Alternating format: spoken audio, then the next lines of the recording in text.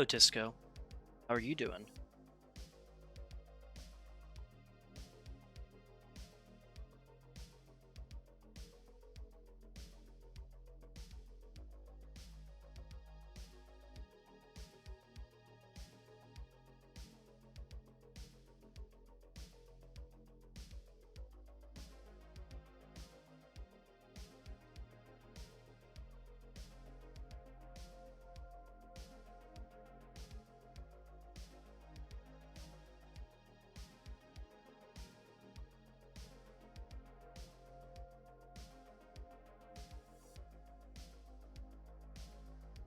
I am doing quite well tonight.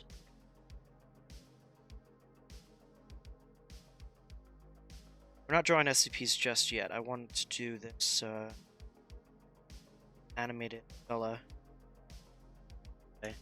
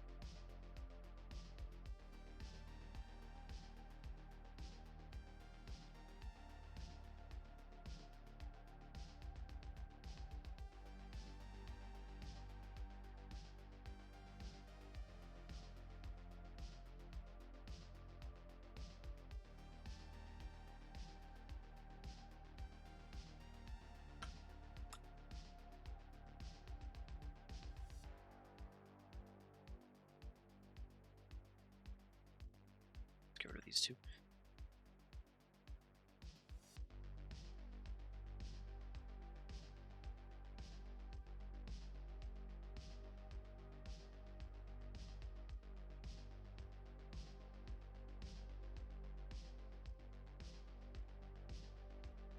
Let's see what I did. It's good that I caught that.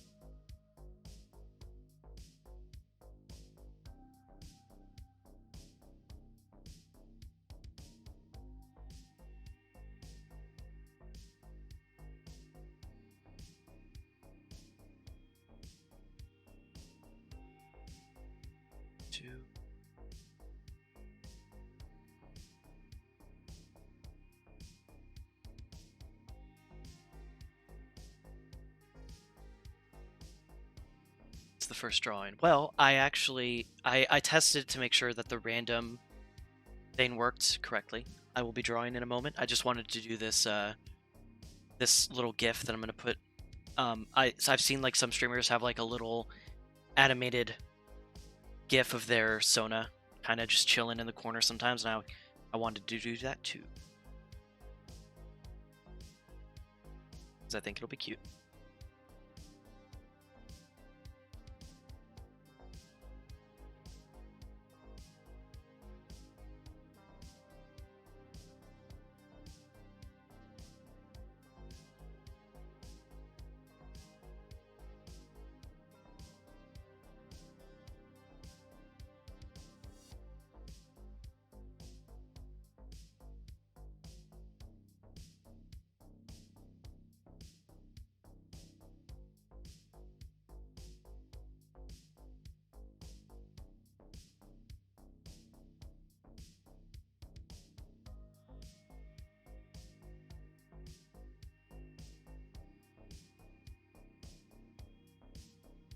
Great.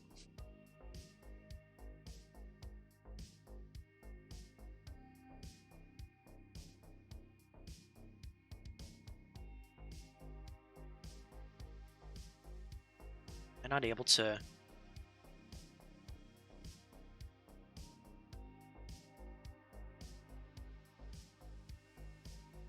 Okay, there we go. I just have to. That.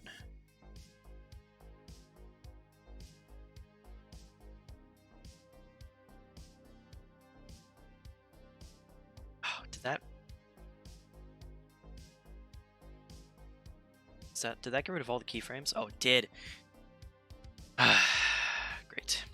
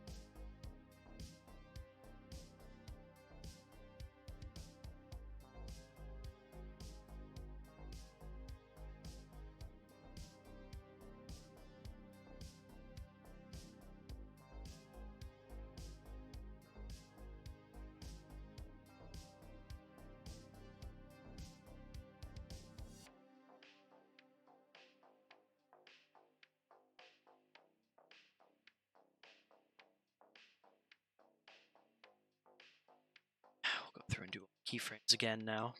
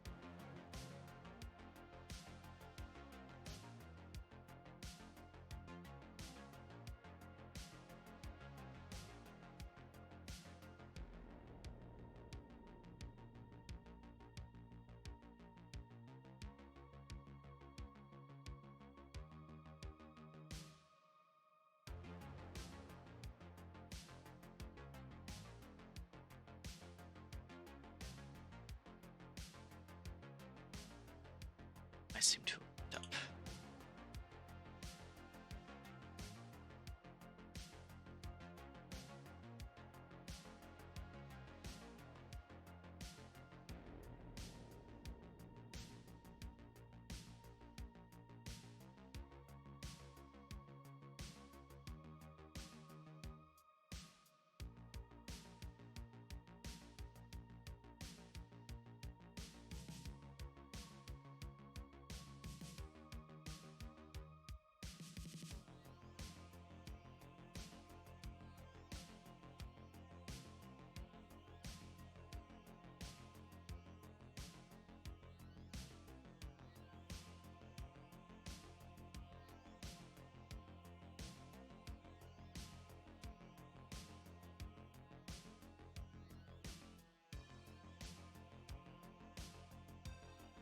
Oh, it's because I started on them.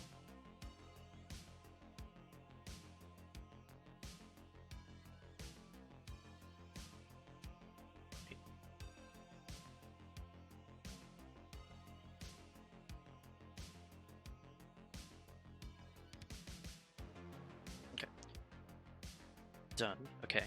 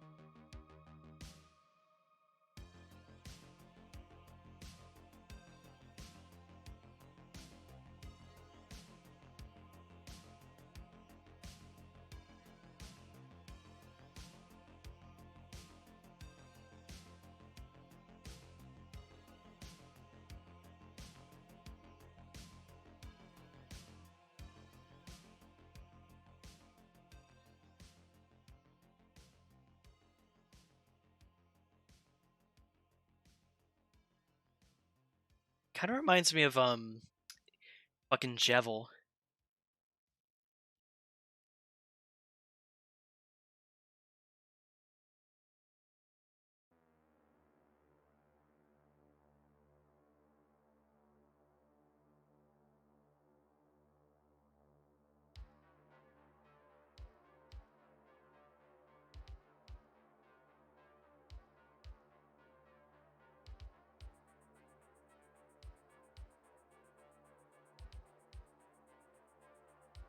Dog do.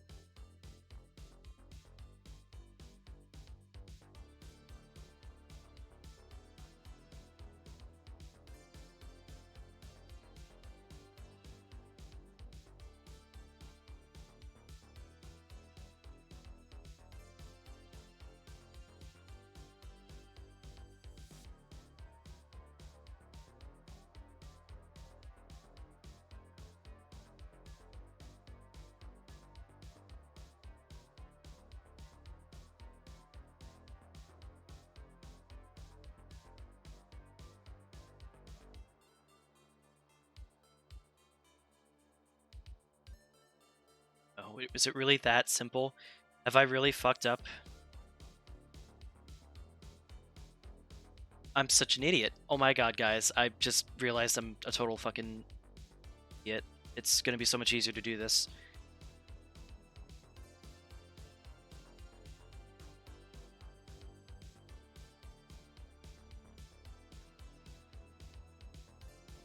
I knew there had to be an easier way to do this. I just didn't realize it was this way.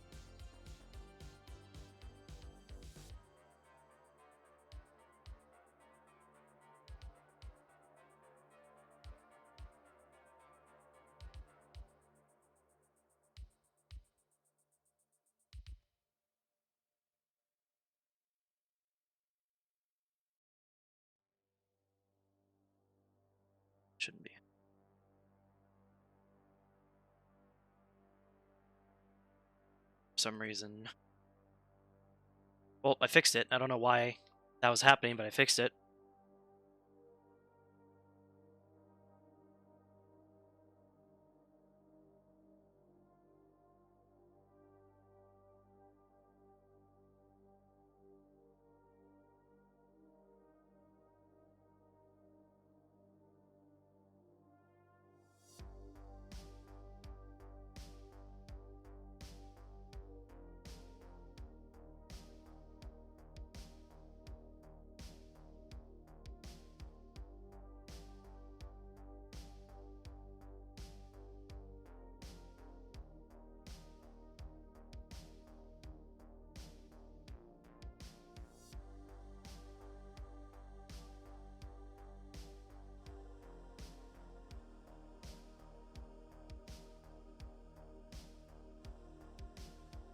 Testing something.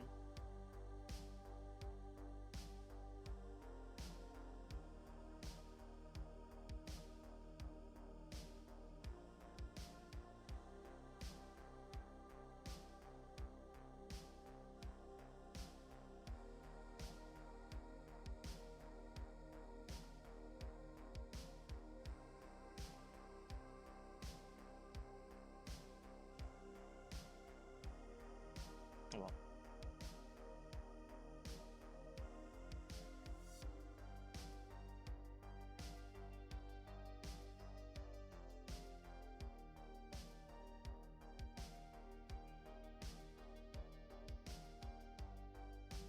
oh, there we go.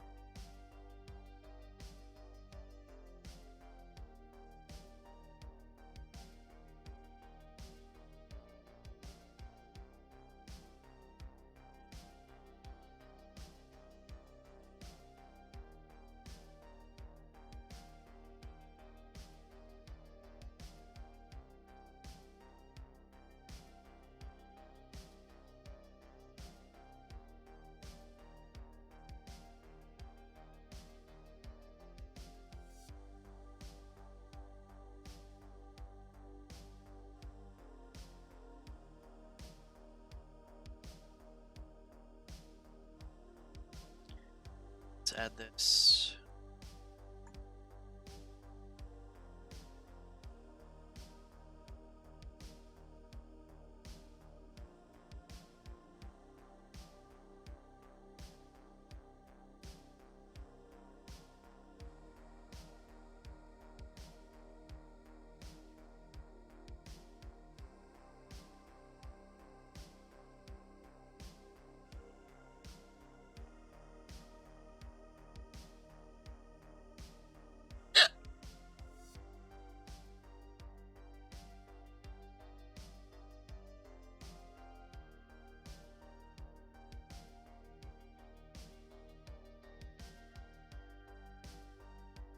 Oh wait, it must be in properties. Hold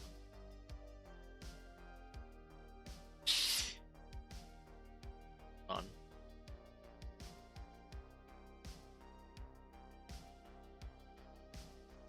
I'm there for now. Gotta figure out how to make this transparent. To Google.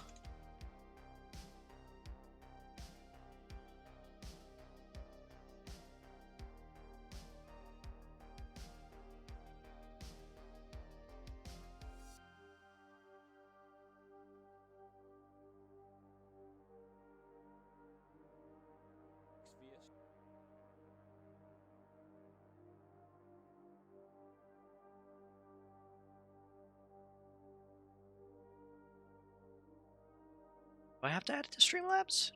I guess that would make my OBS a little bit cleaner.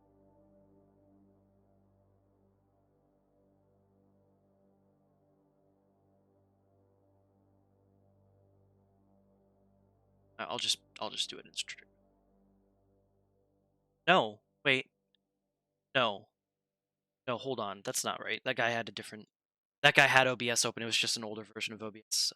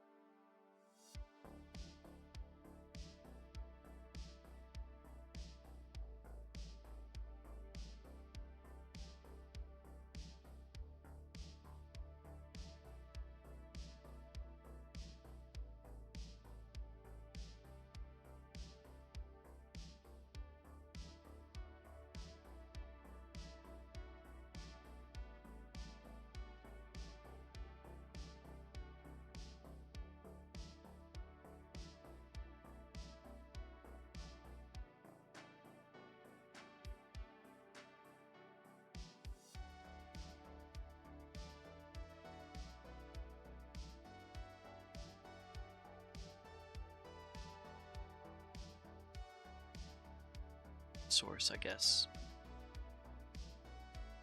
I think that's what it was.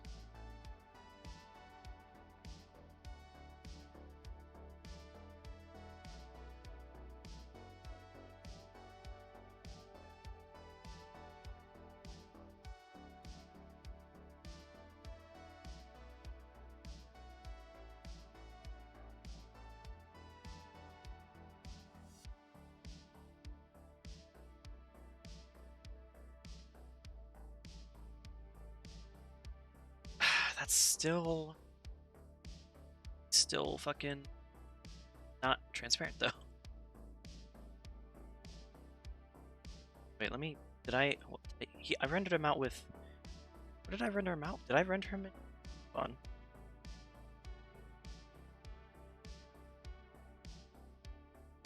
Wait, I did. Why is there a white background? There shouldn't be a white background.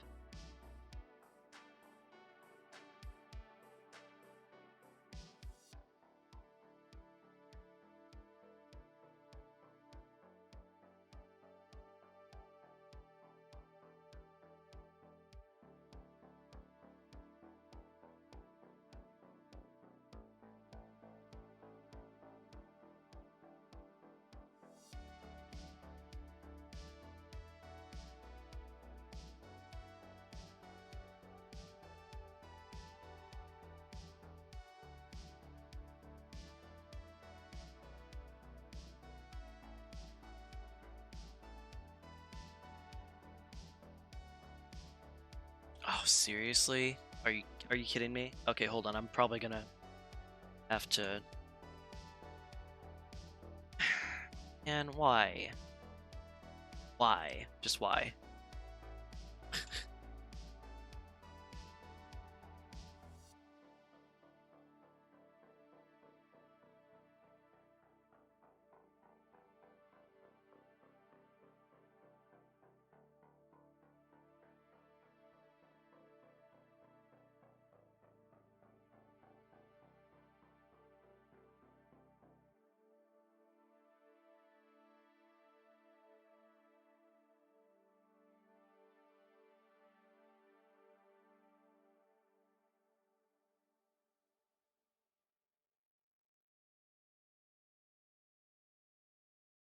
Well, I guess we'll just have to this way.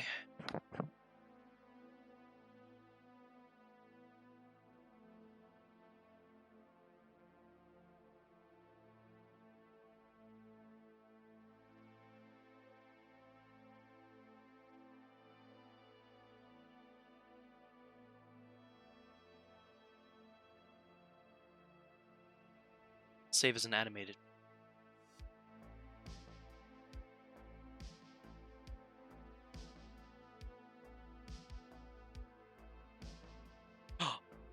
Excuse me?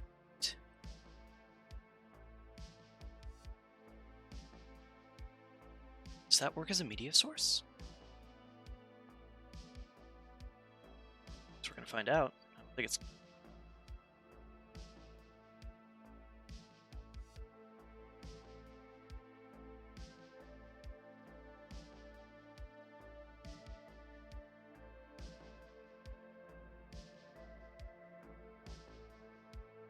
The shot, though. I'll just save it as a.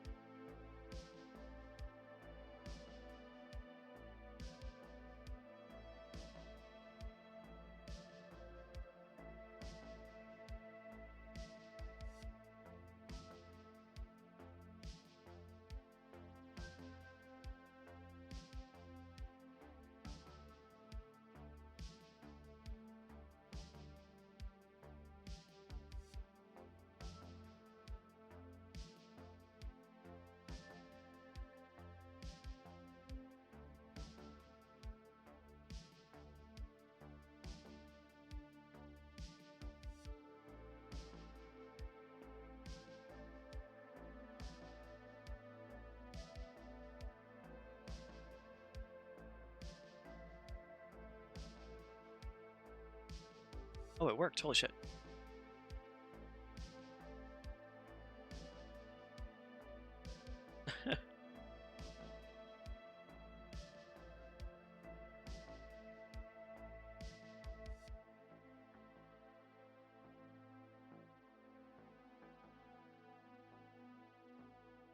Never mind. It's got like a white fucking... Man, what the...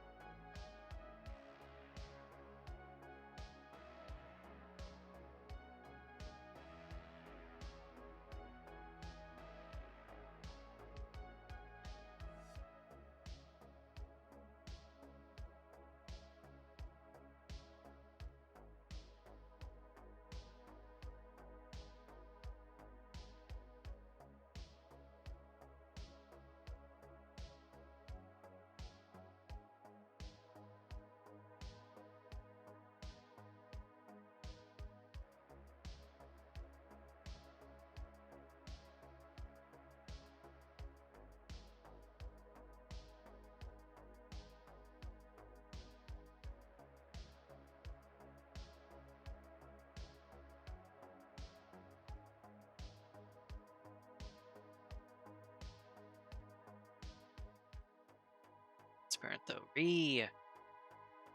And oh, you know what? I have another possible thing to just do. This one's good.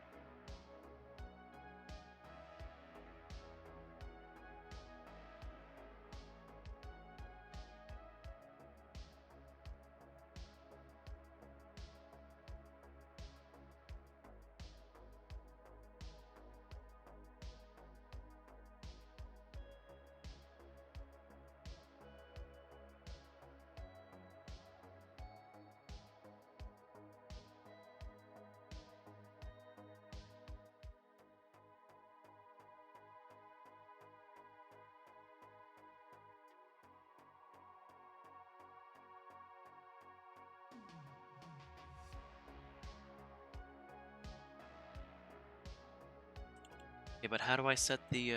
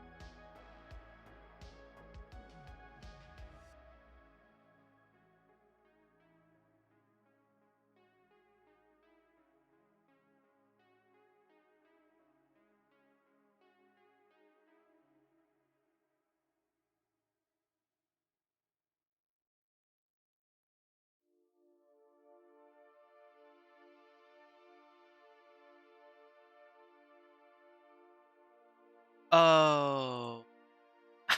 I had to scroll down to see it. That's really stupid. Wow. Just wow.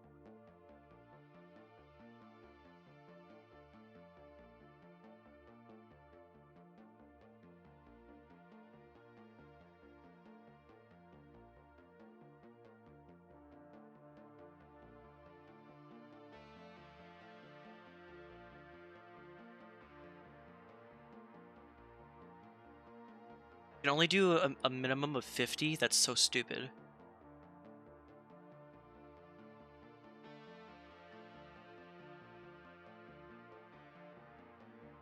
Well, that works. There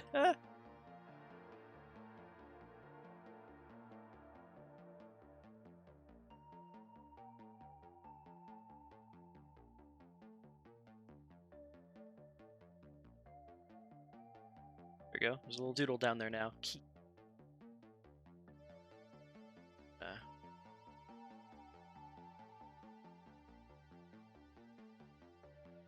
I kind of wish there was a border now.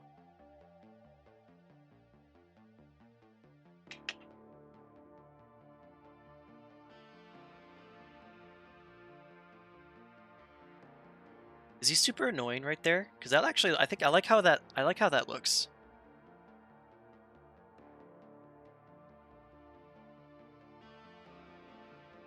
Well, anyways. Now we can actually start the stream. Now we can actually start drawing. So, first SCP that I don't know what this one is, but we're gonna find out. I'm okay. So slight disclosure. I'm kind of stealing this from Mott. He also does SCP drawings on I think Saturdays or Sundays. But I asked him if he was okay with me doing this because I didn't want to like step on his toes. And he said that he was really okay. He said he was okay with it. So we're gonna be doing that. And I'm gonna be playing some spooky music while I do it.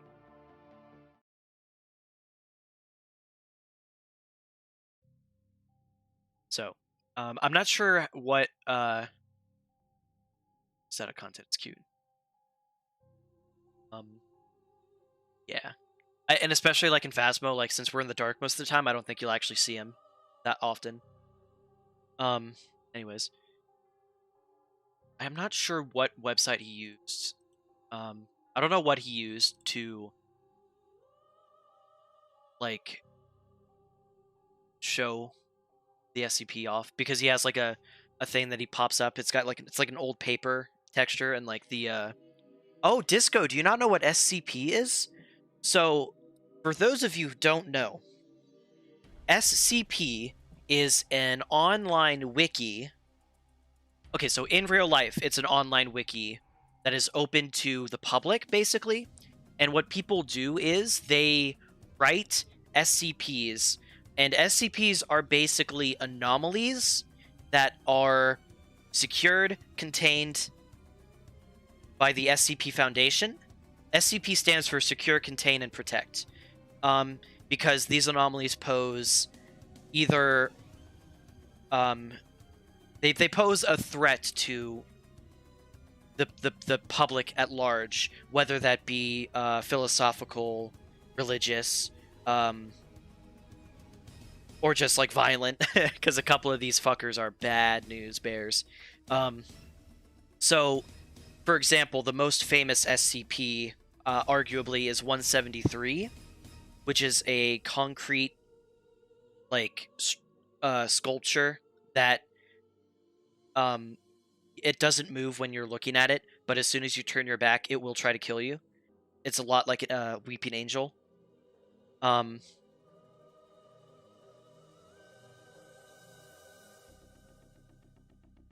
And yeah, SCPs are really cool. There's a game that there's a couple of games that have been made from it.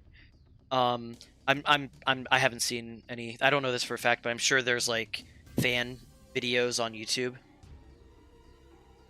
Exactly, Chorus. Another one of my favorites is I don't remember what number she is, but her name is Josie, and she's a kitty cat. And the thing with her is she's only the front half of a cat, and like the back half is like just not there. But she walks around like it is there. Like it's basically like her back half is invisible. And the scientists at the SCP Foundation love her, and they named her Josie. And she just wanders around the facility, and they feed her and stuff. It's really cute. what does it have to do with art? Well, I'm going to be there's a button on the wiki that lets you like just grab a random article, and what we're going to be doing is we're going to be drawing that. I'm going to read it, and then we're going to draw it, and then later I will also take suggestions to draw SCPs that people want to see me draw. So I'm going to do a quick Google search. Also, hi Pangolin. I'm going to do a quick Google search to see if I can figure out what Mottful used to like bring it up.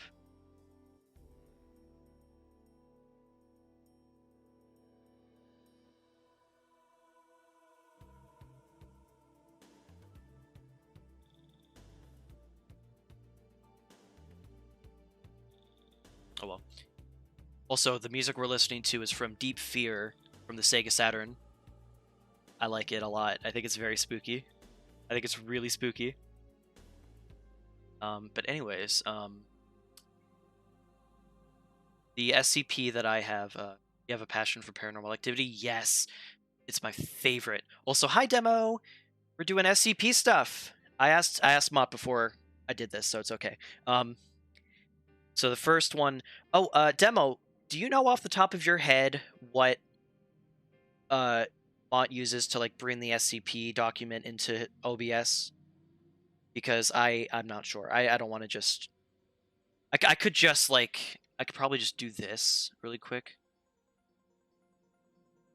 Paranormal activity. God damn it. Sega Saturn. Yeah. Let's see.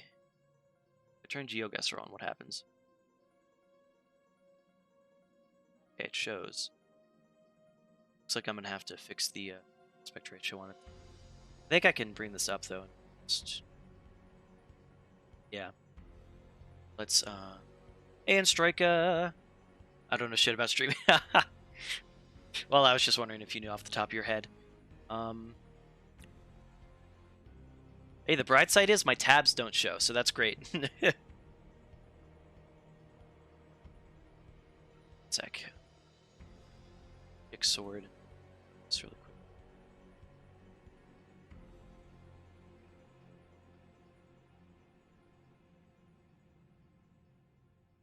$40.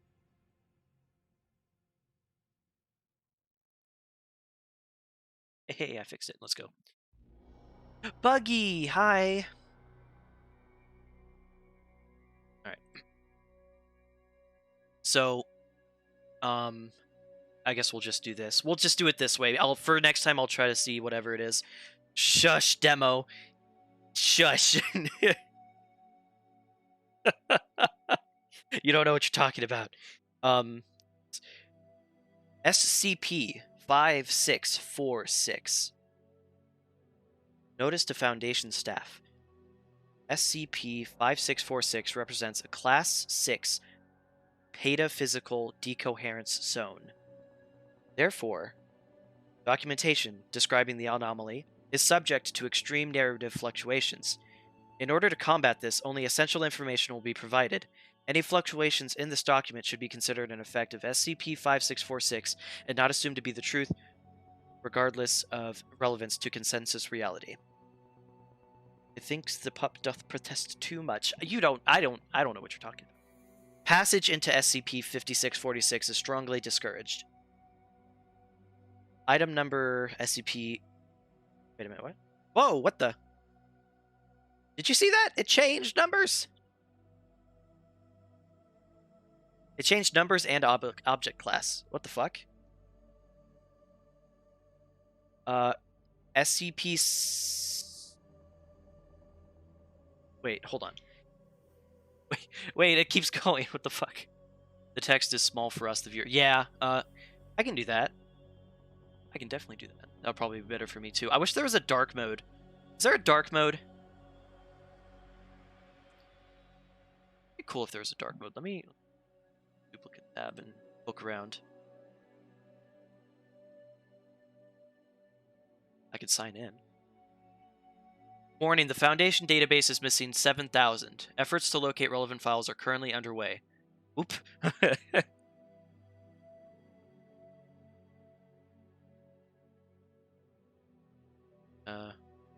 Let's see here.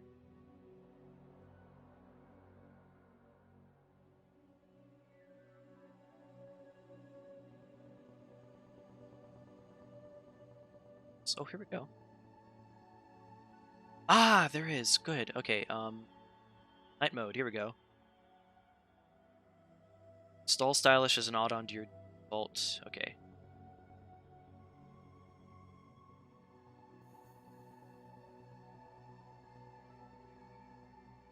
What could go wrong? Create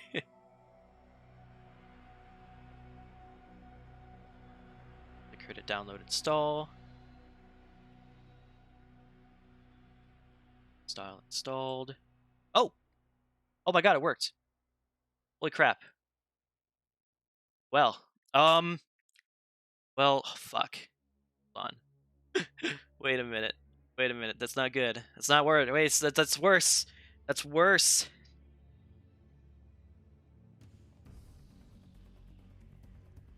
What's it supposed to do? Contest to make 7,000? Oh. You're under the effects of the SCP. It's too late. Oh no. Crap. This, well, some of this is okay. I mean it's legible to me. I just have to, I think if I, let me just zoom in and see if that gets, see if that makes it better. I don't know. Is that okay? Oh, that's not good. Ah. Crap. Hold on. No, that's not what I wanted to do. Let's see. Let's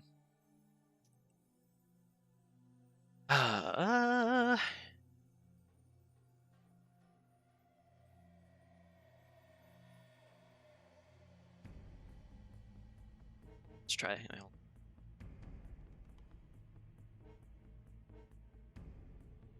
What's this? A modular style sheet picker.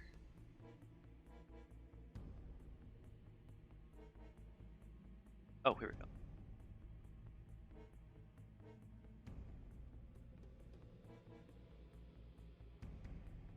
Why not?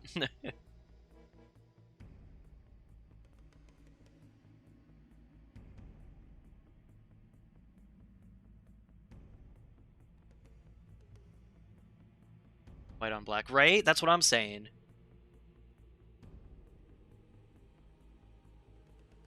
Okay, so there's, okay, so my writing software I use is called it's called like OpenOffice or something like that, and I discovered how to change the white paper background to black and make the colors of the letters white, and oh my god, it is it is a game changer for writing, I tell you.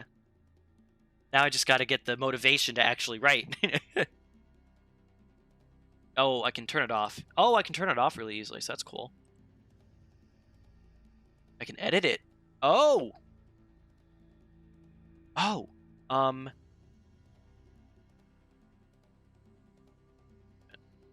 Wait, here we go. Color gold. I don't know. Oh, God, I don't. Okay, I could probably really easily fix it. Honestly, yeah, you're probably right. Hold on, let me look up more themes. Like highlighter theme. It's fun. Oh, here we go. See, if it was red, that'd be perfect. For the paragraph tag or section. Nah, it's fine. I'll just do this. Let's see. Let's look. What's the black highlighter theme look like?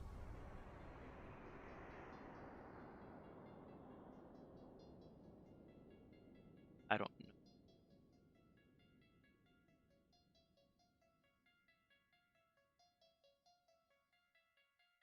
It'd be cool if there was an OLED theme. That's my favorite.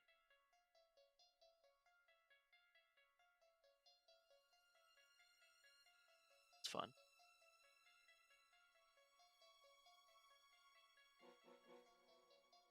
Okay, how do I search themes? Oh, you can browse tags with the tag cloud at the bottom. Oh, okay. Hold on.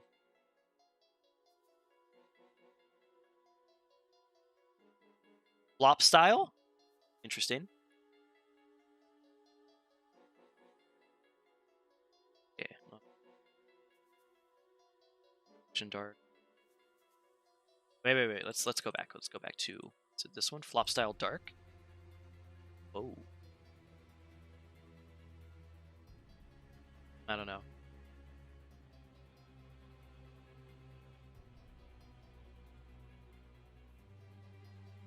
That's... Oh, I kind of like the 90s like Windows 95 style this one has. How do I add this one?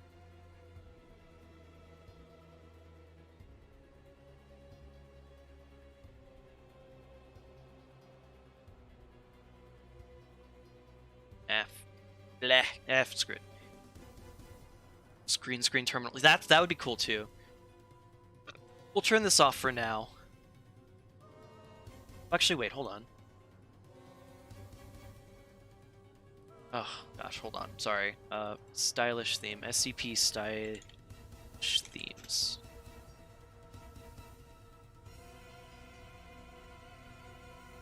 Go. Oh, here we go. That one looks promising.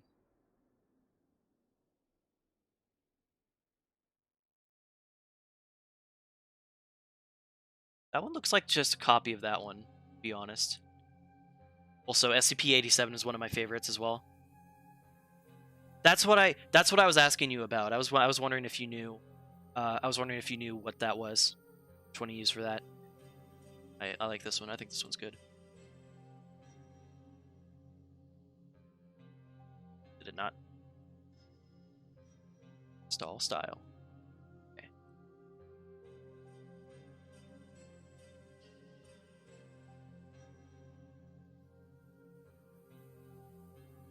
Wait, it didn't work though. Scream.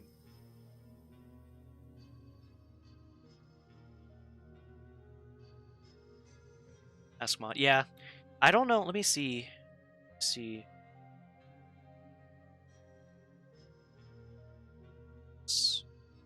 Telegram. On. Let's see. 20 minutes ago. I guess I could. He's probably up. I can ask him.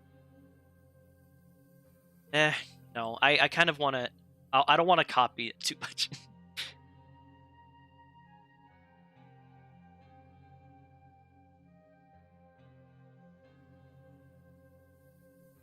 Oh, stop it. Yeah. Wait, D-E-E-Z?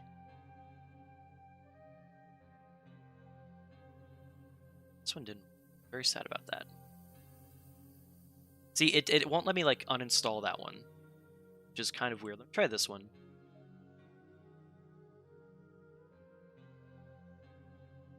That's weird that it's not.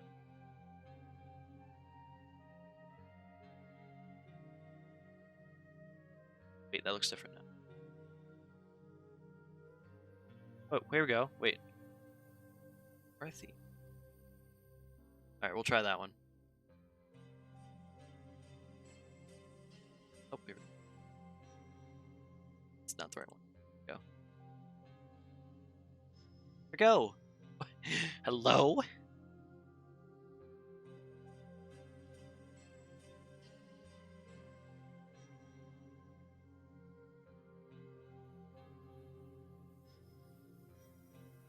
It disappeared. It was so pretty. Where'd it go? This one's not showing up, so screw that. So mad. Well, hold on. Wait, hold on. That screenshot looks much different. But okay, that one goes automatically for some reason. May have to restart my browser. Oh, that's a good point. That's a good point. Okay, hold on.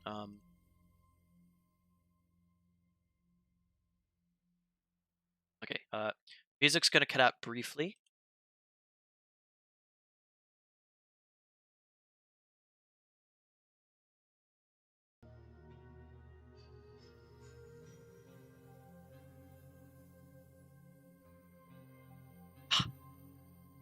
No. It's the other.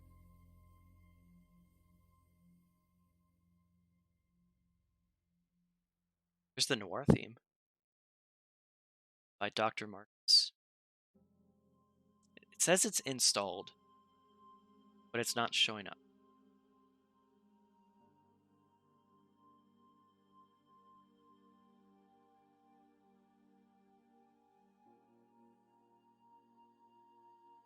Wait, did I SCP but 69 LOL?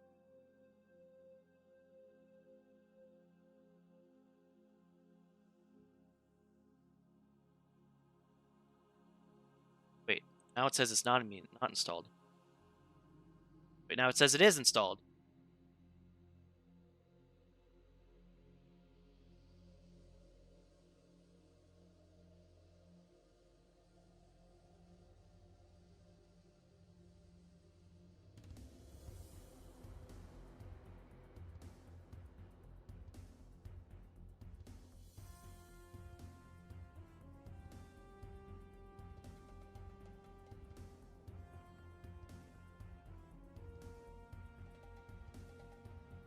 Is this homophobic? Discuss in the comments below. Okay, now it says not installed. Style installed. Let's see.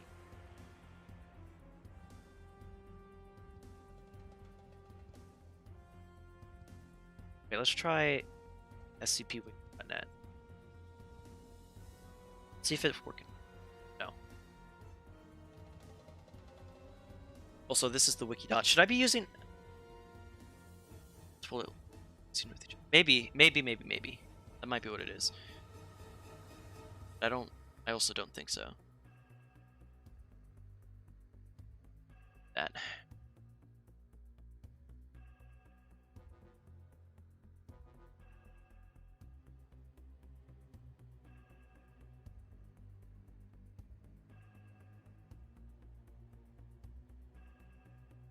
How annoying. Oh well.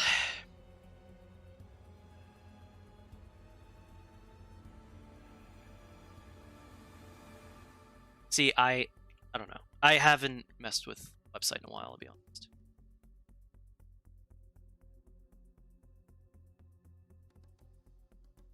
See, why is there wiki.dot? Hold on.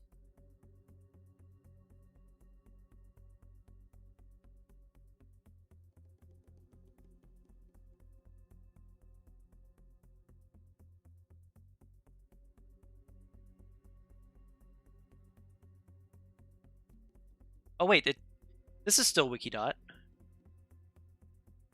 I guess they just changed the. I guess they have like a new. You know what? They might have a new like. They might just have a new like they like how they have like they might have had to change like website providers. I don't know if that's what it is. You know, like Wix or whatever it is. I don't know. I found the thing. I'm gonna install that at some point. Anyways, I think we've been wasting enough time. Let's just read this stupid thing. Zoom in a bit. So there we go. SCP whatever is to not remain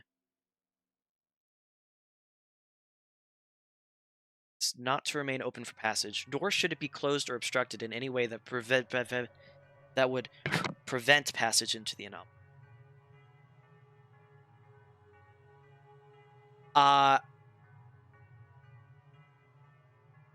Did that literally just change it before my eyes? Is connecting incongruent and congruent narrative substrates. Severing said connection is considered hazardous to canonically disparate narratives.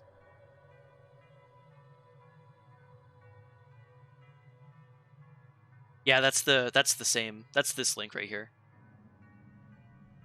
SCP. It keeps changing. That's really annoying. SCP blah blah blah should be monitored via CCTV by the site. It's a pataphysical connecting principle and therefore should not be contained nor previously interacted with.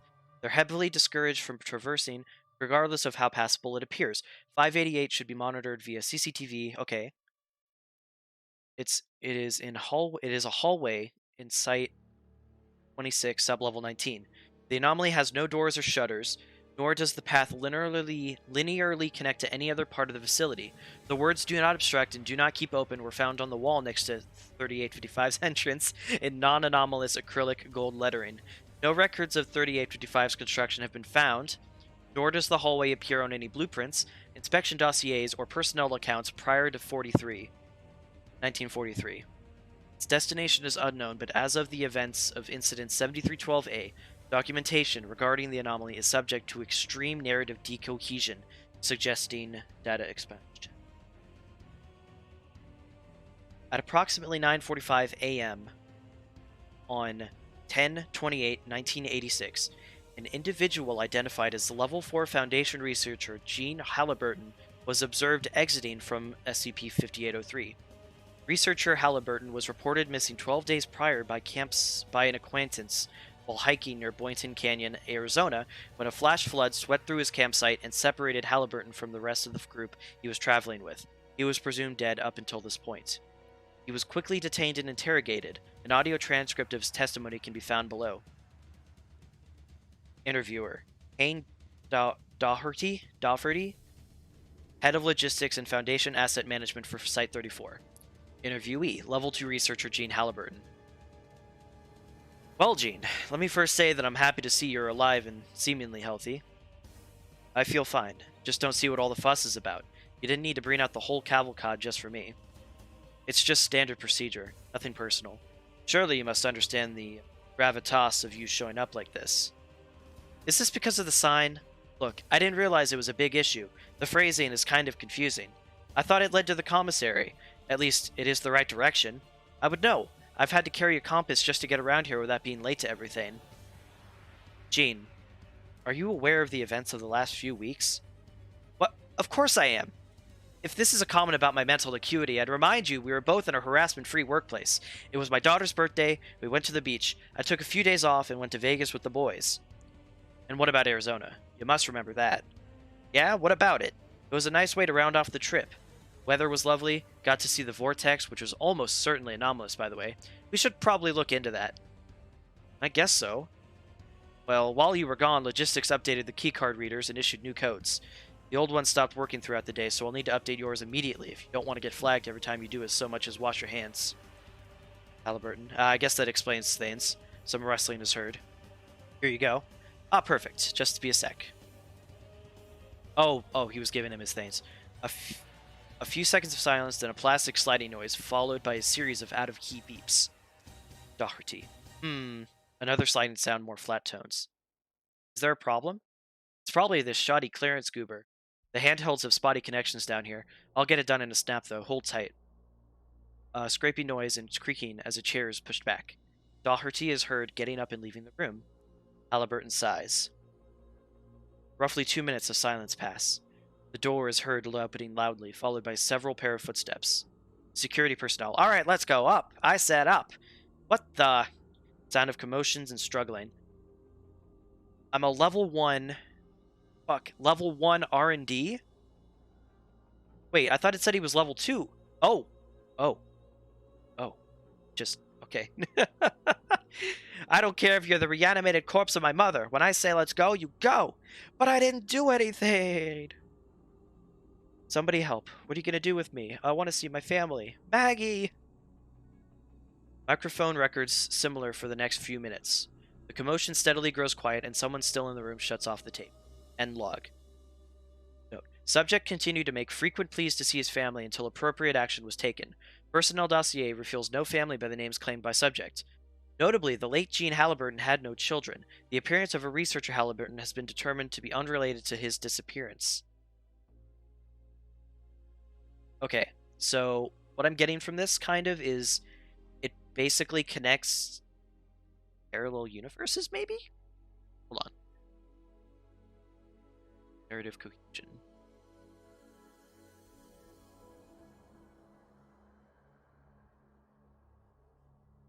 Yeah, okay, so basically it's a hallway. Okay, There's the, oh, that's the signage. That's a really, oh god, it's so high quality. Not obstruct, do not keep open. I like, you know what I like about that? I like that it's like, I like that the instructions on the wall are like very contradicting. Don't obstruct this passage, but also do not keep it open. Recreates the corporeal entity, but gets it a little wrong. Interesting. Yeah, that too.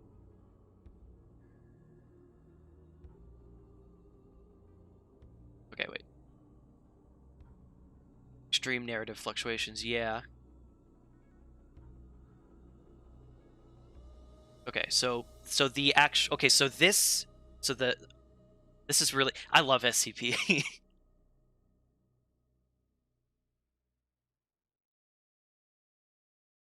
Okay. Get up here. What's the number? 646. What was the number again? I bet. I wonder how many times that's had to be said while researchers are writing shit down.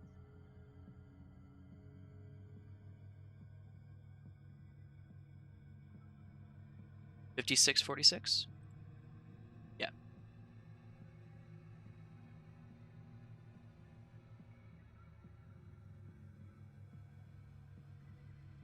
What a cool SCP. So, trying to remember what the hallways in SCP look like. Oh wait, I'm still on the. Sorry, I forgot to hide the. Teehee, I forgot to hide the name. So I can also look up reference.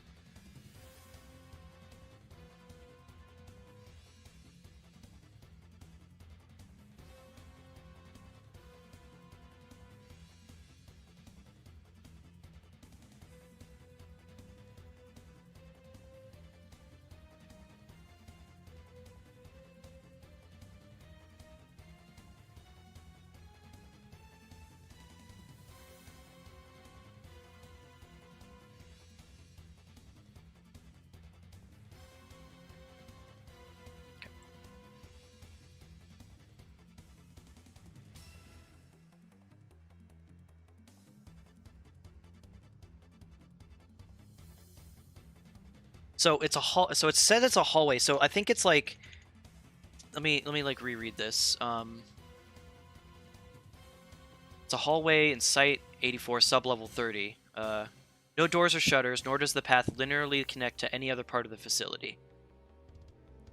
So like it looks like it doesn't actually go anywhere or connect to anything.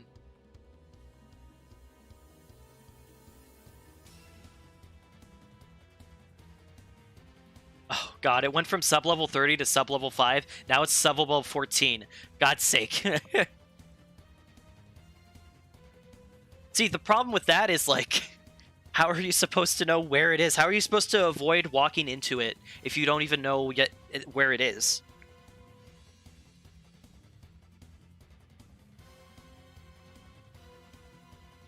Look for the sign. Fair enough. Fair enough. You know what would be cool if it was in the game and like when you walked through it, it like reset all of the all of the other like rooms to like be different. You know what I mean? Because like SCP is like the game is like randomly generated as you go through it.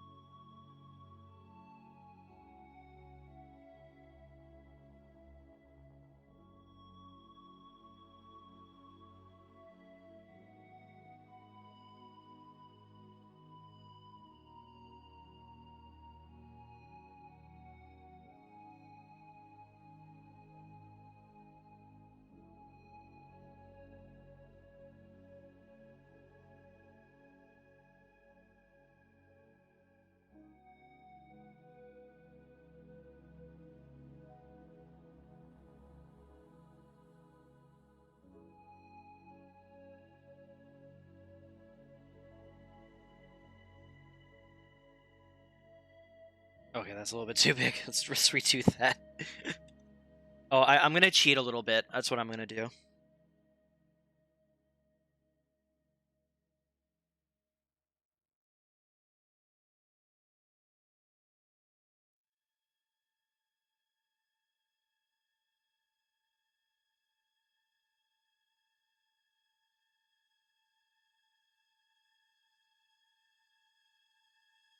Let's see.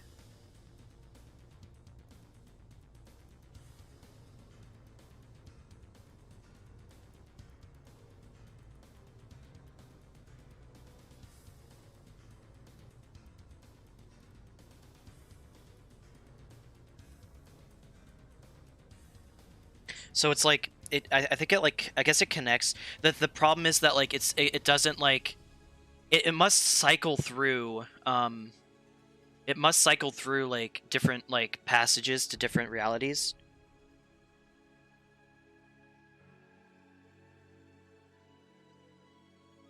There are some uh there are some aspects that remain congruent. I think that's the term.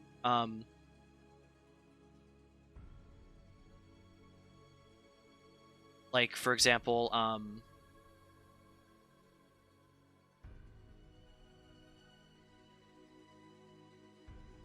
yeah.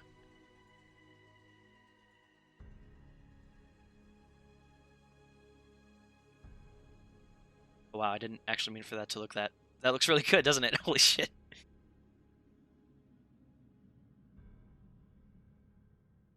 So it's like, and then I'm thinking that it's like this.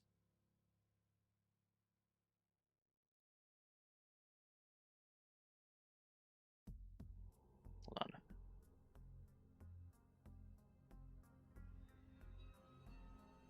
Ah, sorry.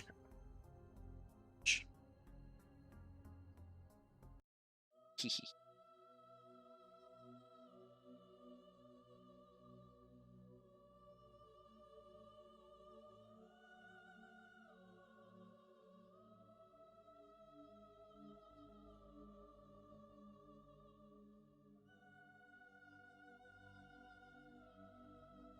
I don't know if this is what it would. I don't know if this is like exactly what it would look like, but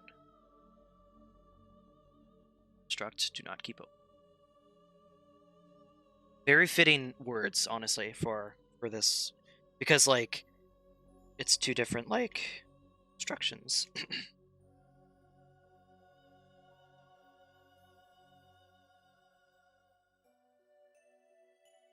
And thinking of like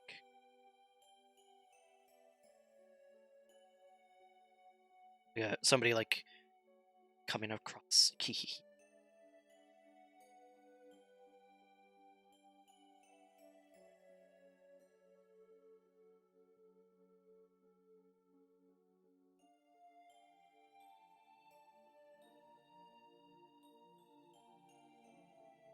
I'm sorry that my VTuber dies, like, because like I get like when I really get into drawing, I go like this, and like I'm like looking down at the tablet screen.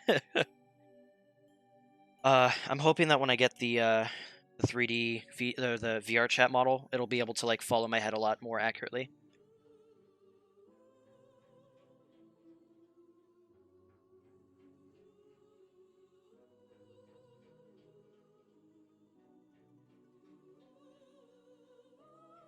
Add like facilities, like it has like the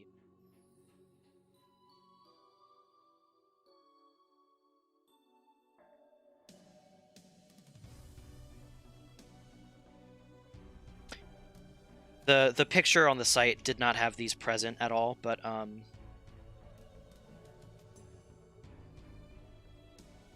think it'll look because the facility has the bars on the walls, or not the bars, the like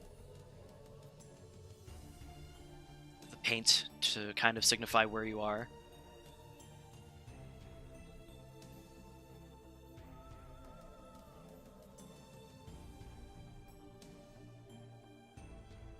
Also gonna add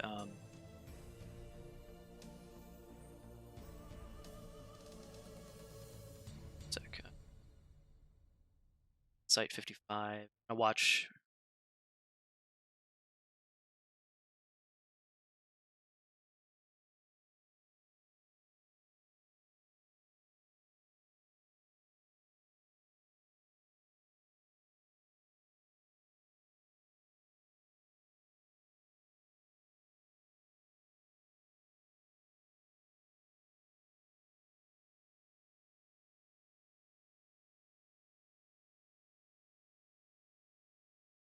Yes.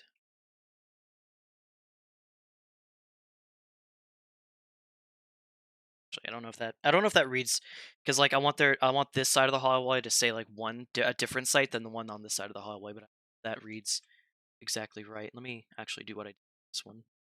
Okay, we'll see you soon.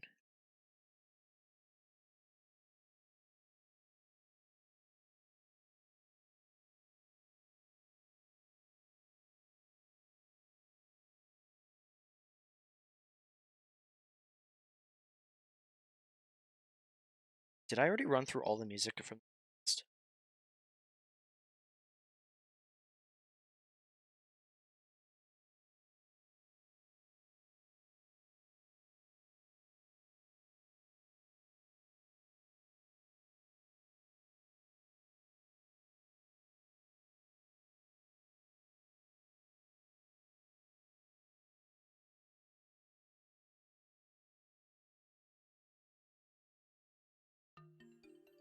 Oh, there we go. I was gonna say, I was hoping there was more. Wait. This is Nintendo music. No, I can't listen to that. No! I'm gonna get canceled by Nintendo! I'll just restart the, turn off autoplay.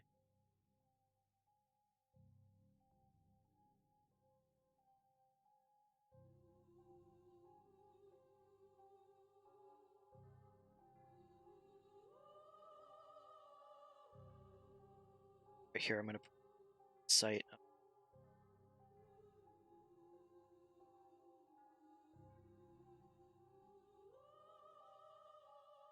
Let's see, what?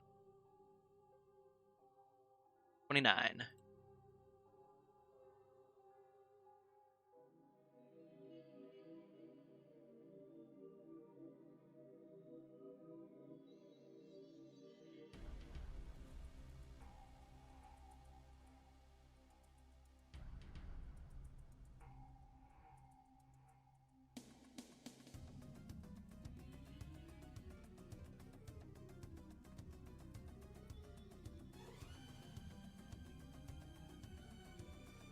It, like, can't make up its mind.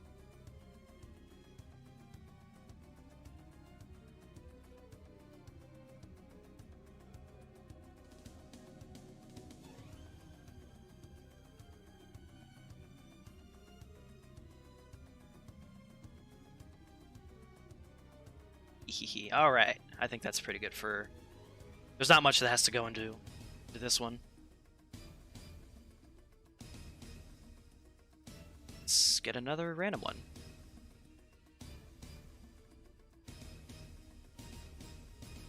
Oh my god, you know what it's doing? The site updated so much that like if I pressed back like 3 times and it stayed on the same page because it's going back to the one that it was before. That's fun. Alright, let's bring this back up. Alright, next random SCP is SCP-5896. Level 4/5896 classified. Object class Keter. All SCP-58961 instances are to be stored within deep freeze storage to prevent the growth of SCP-58962. In the event of an electrical or mechanical failure, let me put my stylus back in its little holder so I can rest my hands. In the event of an electrical or mechanical failure in an SCP-58961 occupied freezer, the subject must be transferred immediately to the nearest freezer capable of producing temperatures below -47 Celsius. Jesus Christ! Foundation agents embedded within retirement homes are to intercept all attempted deliveries of instances of SCP-5896 and retrieve critical resources. All physical instances of SCP-5896 are stored within standardized small anomalous object containers for further use and testing. All testing of SCP-5896 is to be overseen by and approved by head researcher Dr. Reynolds. Digital instances of SCP-5896 are to be scrubbed from the internet as soon as they are identified. Any mention of Windows 95 for Elders is to be discredited and/or explained as an internet hoax using cover story 34 Zeta. 58962 instances should be surgically removed from every SCP-58961 instance every 2 weeks and temporarily stored within the Site-79 janitorial sector for off-site disposal. Should an 58961 instance stop developing instances of 58962, head researcher Dr. Reynolds is to be notified immediately. As of July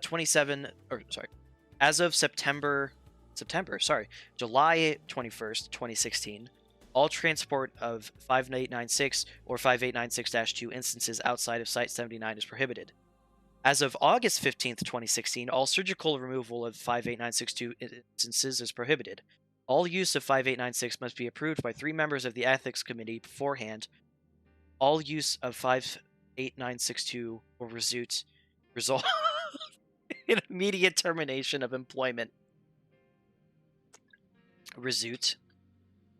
I made fun of Mott for we made fun of Mott flubbing up his words the other day while he was reading these, and I'm just sitting here like, man, I flub up my words all the time. I'm in trouble. Anyways, description. SCP-5896 refers to the Windows 95 for Elders operating system created by Slums Computing, footnote, a computing company that creates various anomalous programs and products. Physical versions of SCP-5896 are most commonly printed on CD-ROMs, 3.5-inch floppy disks, and 5-inch floppy disks. Aside from its anomalous properties, SCP-5896 is functionally identical to the Windows 95 operating system, with various minor cosmetic changes. Through numerous tests, it has been discovered that 5896's anomalous effects will only manifest if a subject, ages 65 and above, drills a hole approximately 3.5 millimeters in diameter into their skull while installing 5896? While it's capable of affecting subjects under the age of 65, these subjects will be quickly terminated via an electric shock generated by unknown means.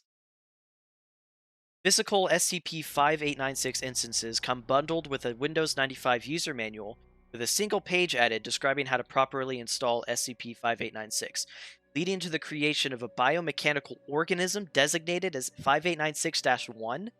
A 3.5 millimeter cable composed of copper wiring and brain matter extends from the computer's motherboard into the instance's brain, serving the purpose of data transfer between the 58961 instance and computer. Occasionally, various computer components will grow within SCP-58961 instances. These components often are visible beneath the instance's skin. These growths have been designated as SCP-5896-2. Currently, there are 500 instances of SCP-58961 within Foundation custody stored at Site-79. To date, only 5 instances of SCP-58961 have been discovered outside of Foundation custody. SCP-58961 instances frequently produce text files expressing pain and requests for termination. Personnel are expected to ignore them. Okay, so Disco. Basically, whenever an SCP creates another like SCP from itself, basically they usually add a -1 or a -2 or something like that. Also, I should have mentioned the SCP Foundation. They're kind of, sort of the bad guys,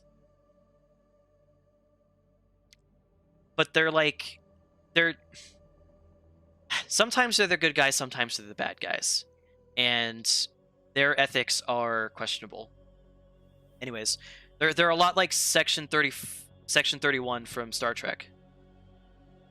Anyways, 5896-2 are tumorous growths that develop within every 5896-1 instance and may cause brain death in its host if not removed within 2 weeks. On average, each 58961 instance will host 7 instances of -2. No method has been found to arrest the growth of -2 instances. Excised instances of -2 are roughly spherical and 1 meter in diameter. They're able to anomalously host up to 1 petabyte of data each and can interface with all known wired data transfer standards, traumatic insertion. Once connected to a computer, Dash 2 instances appear as a nameless hard drive. Maximum storage capacity of 96-2 instances will change depending on how long they are left attached to Dash 1 instances. The highest recorded storage capacity is 50 petabytes after a Dash 2 instance had been left to develop for a year. Dash 2 instances will become much more unstable as they develop. Because of this, the previously mentioned Dash 2 instance will sporadically delete files stored on it. The highest stable maximum storage capacity is 20 terabytes after a Dash 2 instance is able to develop for 2 weeks. Wow. Oh, that's it. That's all there is. I was expecting more. Well then, what an interesting one. Oh, let me. Hell, 5896.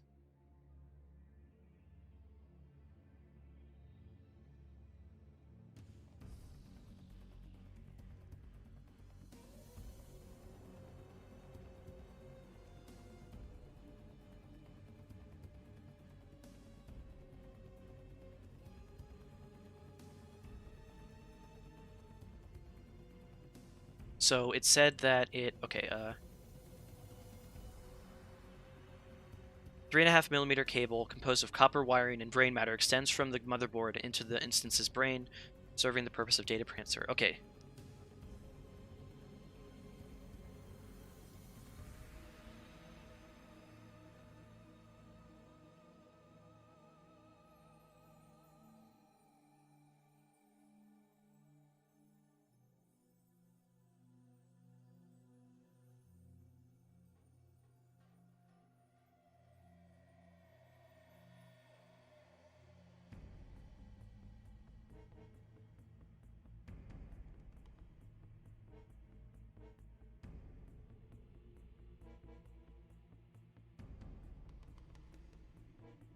Oh, also, Disco, if you ever see, whenever I refer to a D class subject, those are, okay, so basically, SCP Foundation uses, death row inmates, to, like, basically be the, guinea pigs to, like, test SCPs and shit.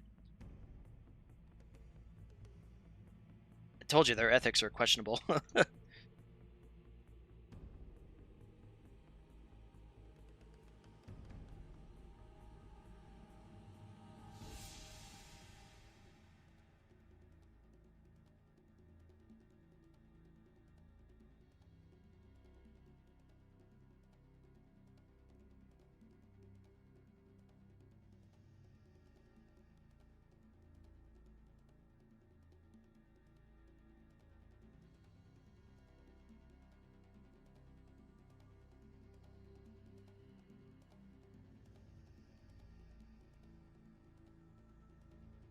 Actually, wait, where's this guy?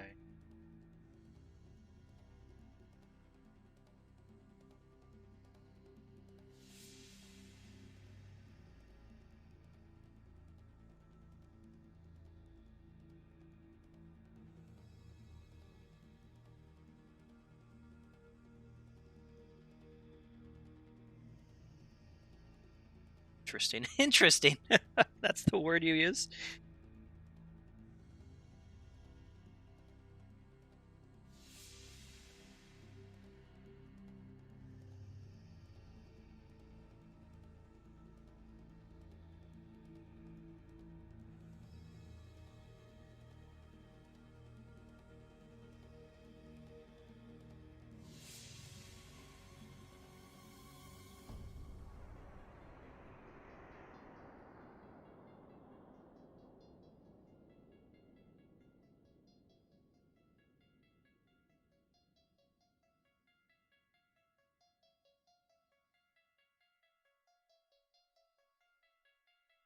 Let's see. Let me see here.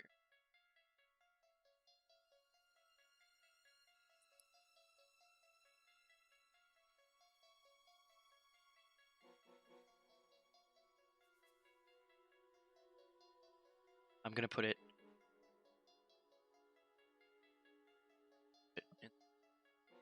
in take them in the front.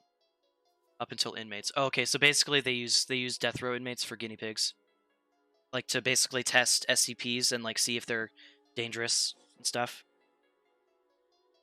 Let's see.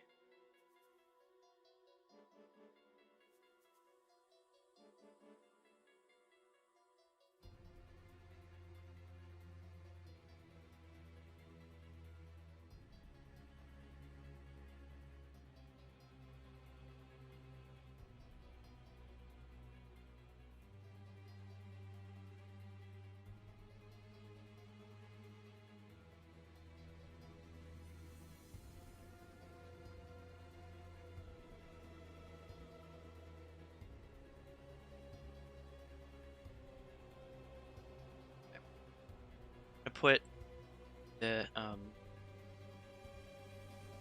here front.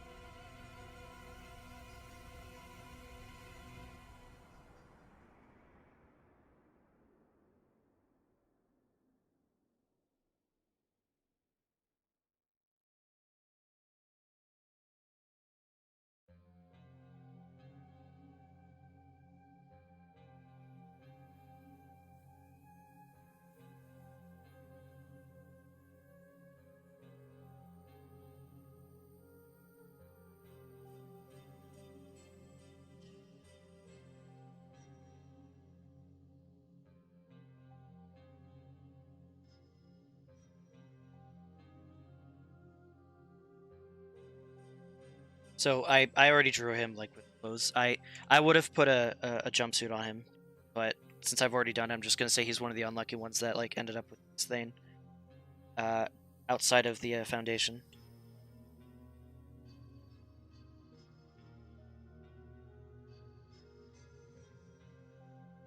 What does Windows 95 look like? Again, it's pretty much, they haven't changed it they haven't changed the layout stuff. Dun, dun.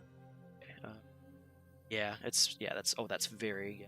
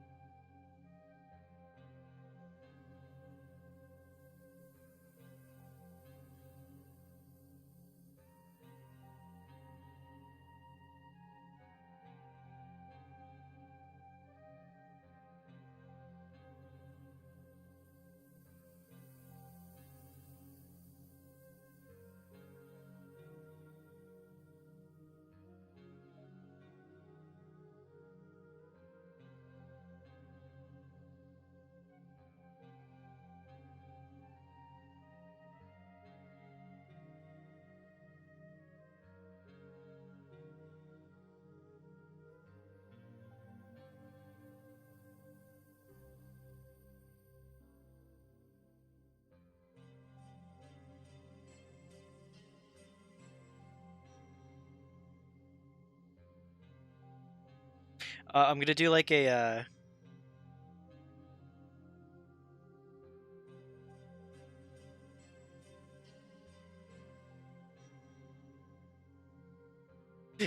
It's like because it's connected to the brain, so like the file transfer would be like going to the brain.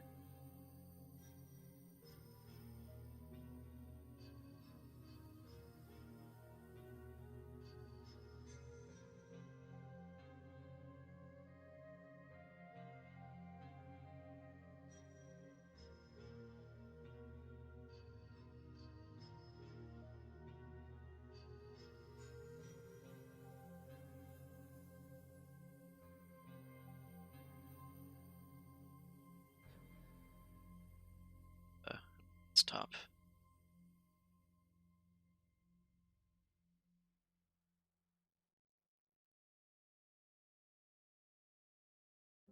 Yeah, they were Chunguses back then, weren't they?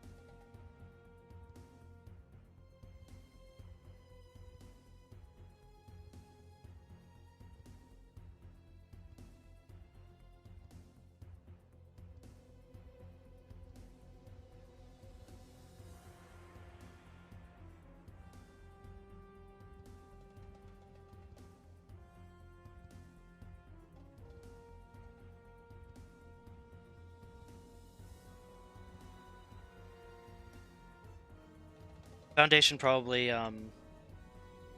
uses the hard drives that are made from this to fucking like keep their they probably use them. That's what I'm saying. They probably do this to like make more like a hell of a lot of space for their shit that they need.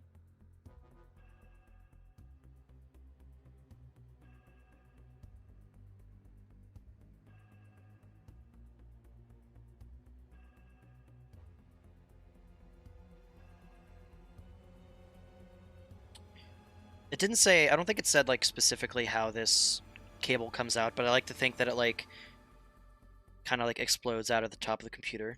So there's just like a bunch of plastic and stuff.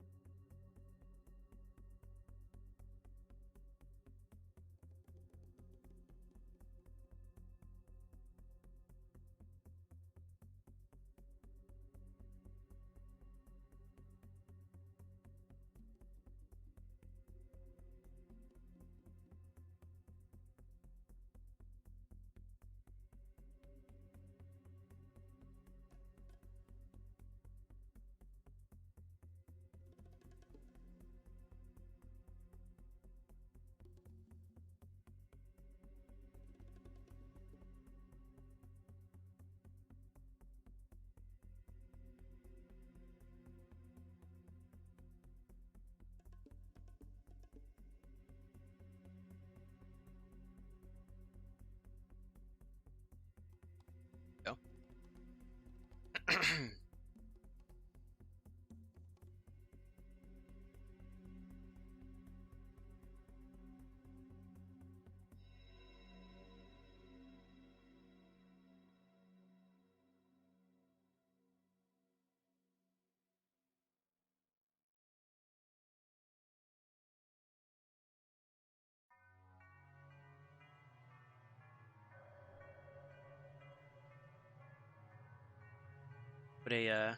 What an SCP, huh? All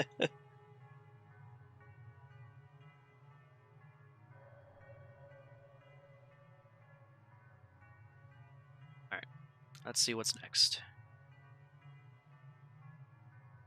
0 to 100, yeah. All right.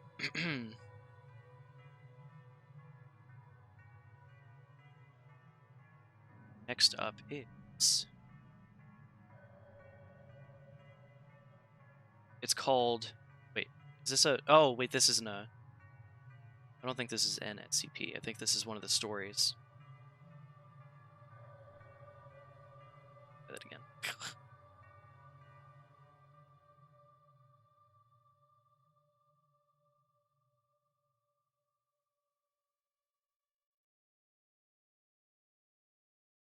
About to show the browser. Yeah, it's okay. I'll do it right now.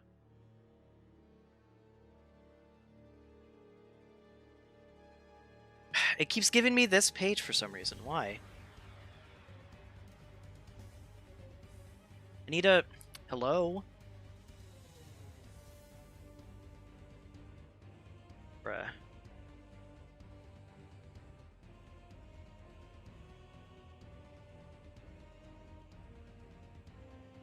Oh, random SCP. There we go. Duh. SCP 1997. Object class safe. Special containment procedures. SCP-97, 1997, sorry, is to be kept in a plastic sleeve and stored in a secure filing cabinet at Site 19. Photographic records of all known spreads of 1997 are available for review to reduce unnecessary handling of 1997. Personnel interested in attempting to solve any contents of 1997 should submit a written request to Dr. Chambers. 1997 is a single sheet of white paper folded into a booklet measuring 12 centimeters by 20 centimeters by 0.5 centimeters. I don't think this is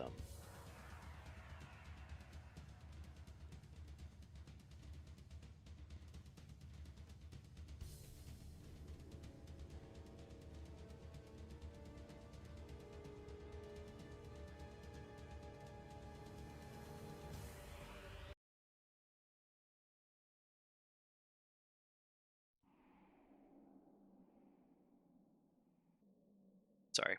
Okay. It is a white paper folded into a booklet measuring 12 centimeters by 20 centimeters by 0.5 centimeters. The front cover features a brightly colored illustration depicting two children, a brown haired boy, and a blonde haired girl, sliding along a Mobius strip twisted into a figure eight, with a variety of planets, stars, and other celestial objects in the background. The words Dr. Wondertainment's Infinite Fun Book, The Wonders of Space, fill the top third of the cover. I've heard of Dr. Wondertainment. The back cover features a block of text surrounded by a chain of anthropomorphic numbers and letters holding hands. Stuck inside on a rainy day, getting ready for a long car trip? Open up Dr. Wondertainment's Infinite Fun Book and stretch your brain into a new dimension. Puzzles, mazes, games, and more await you inside ever-expanding pages. Science, nature, history, space, art. Collect them all. You'll never run out of fun. Guaranteed. Guarantee is not legally binding. Testing has failed to reveal an upper limit to the number of times 1997 can be unfolded. Despite how often it is unfolded, it continues to measure 0.5 centimeters in depth, although the weight doubles each time. 1997 can subsequently be refolded back to its original size, with any further folding resulting in normal behavior. No attempt to count the number of remaining pages has succeeded. Humans invariably lose count and machines produce a variety of errors. Opening 1997 reveals a black and white 2-page spread featuring a maze and instructions directing the reader to guide Astro Billy, a child in a domed helmet, to his rocket, avoiding various traps including aliens and a black hole. The maze has previously been completed using a green crayon.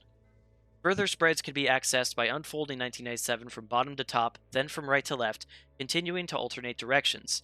Each action doubles the surface area of 1997 and reveals additional activities which increase in size, complexity, and difficulty, many of which share the space exploration theme. Upon retrieval, activities had been completed up to the 7th spread using crayons, pencils, and pens. Documented activities include Dash 3, a spot the difference puzzle featuring an alien landscape, completed. Dash 28, connecting Apollo astronauts to their respective missions, completed incorrectly. Dash 112, a crossword puzzle measuring 2 meters by 2 meters, partially completed. Dash 365, unscrambling the names of 13 planets. These include the planets in our solar system as well as redacted. Dash 874, a cryptogram message from Commander Nova containing 1987 characters, 1,987 characters that has yet to be deciphered by Foundation personnel. Dash 1038, connecting over 25,000 dots to draw engineering schematics for a Mars lander that matches no known prototype. Interesting. Addendum 1. Several small tears, presumably caused by 1997's previous owner, indicate that the subject is not indestructible. Excision of a 5 centimeter by 5 centimeter section of 1997 from the 5th spread was approved. The extracted section did not retain its anomalous properties. Requests to attempt a complete penetration 1997 denied on the grounds that it could irreversibly negate its abilities.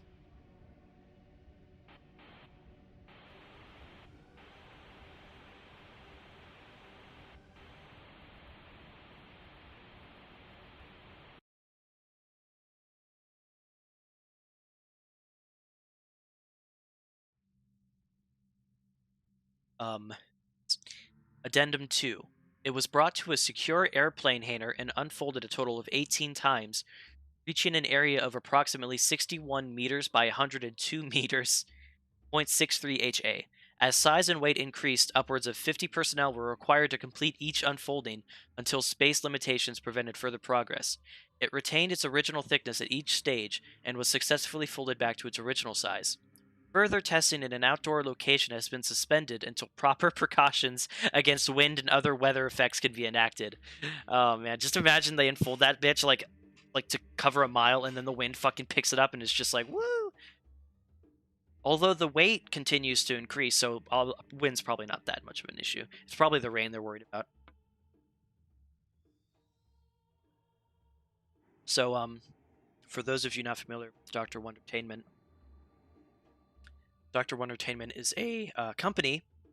I don't think SCP Foundation knows where it is, but it basically constantly pumps out anomalous toys and stuff like this.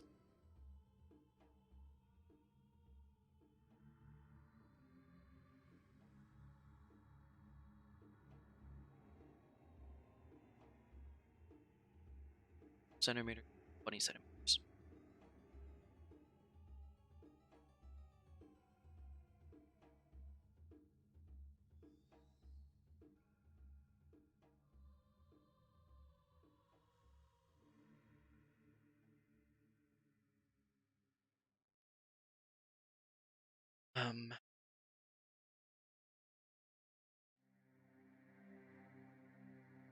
So there's a little bit of it missing. Interesting.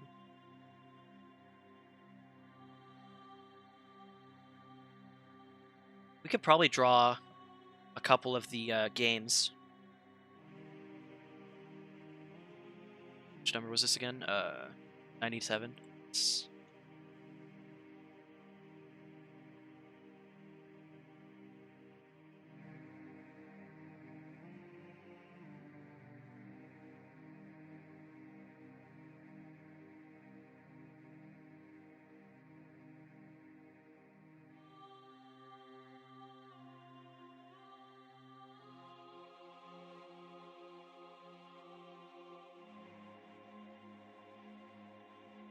All right. I keep forgetting to undo it.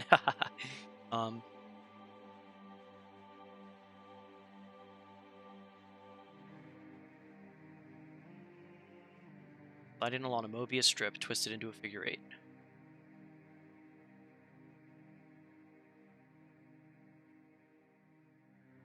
Okay.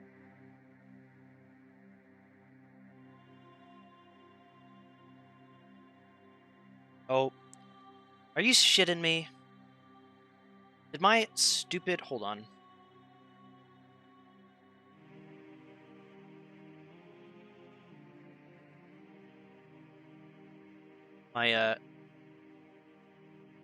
My sensitivity broke. Okay, now it's back.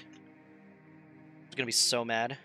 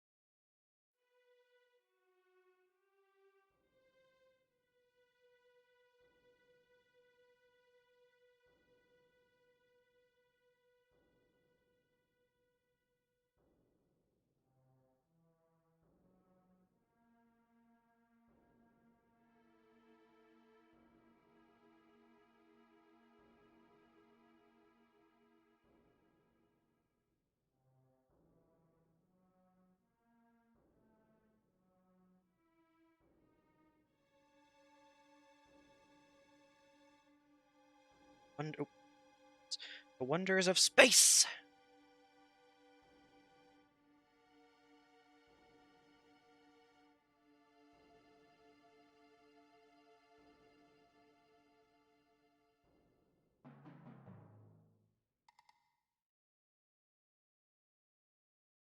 And then I'm thinking, draw, let's see.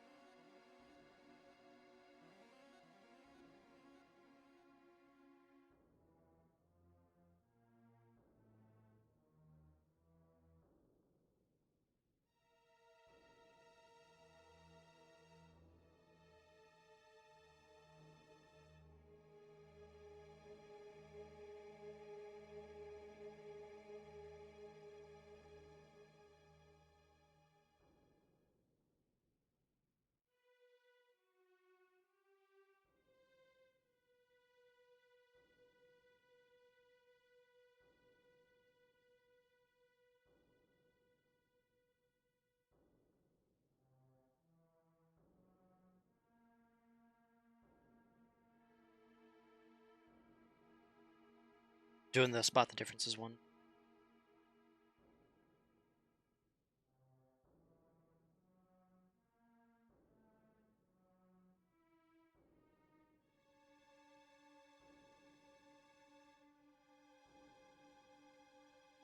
So what do you guys think of this one?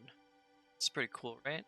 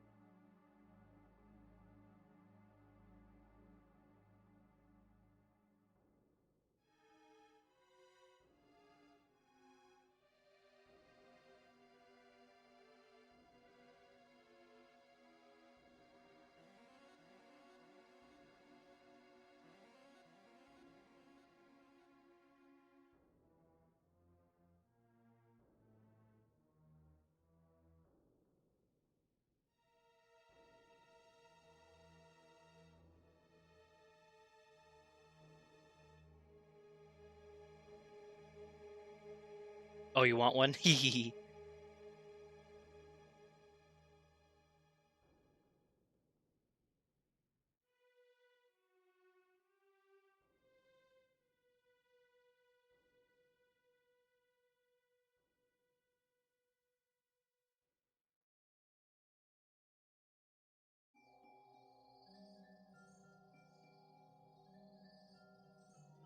See.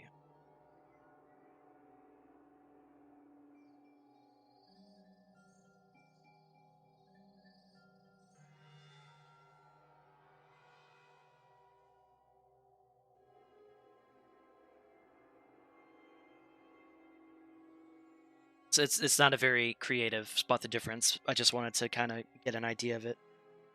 Make an idea.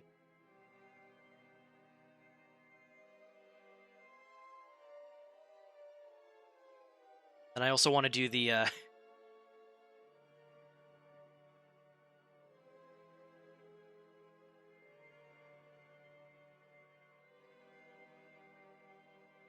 me look this up. Hold on.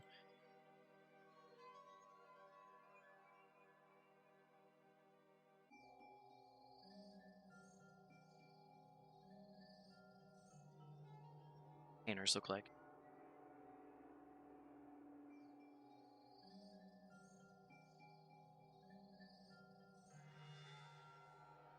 Okay.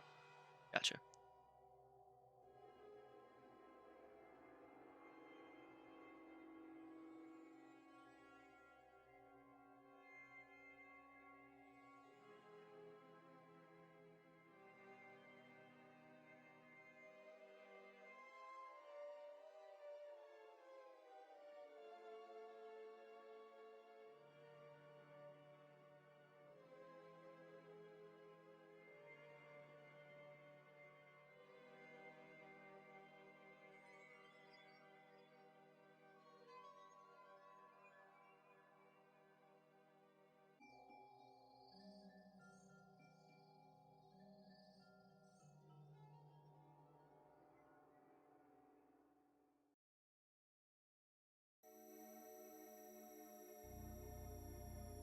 It's a big hanger. Jesus Christ.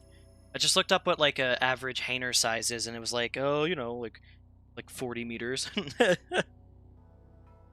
That Jesus.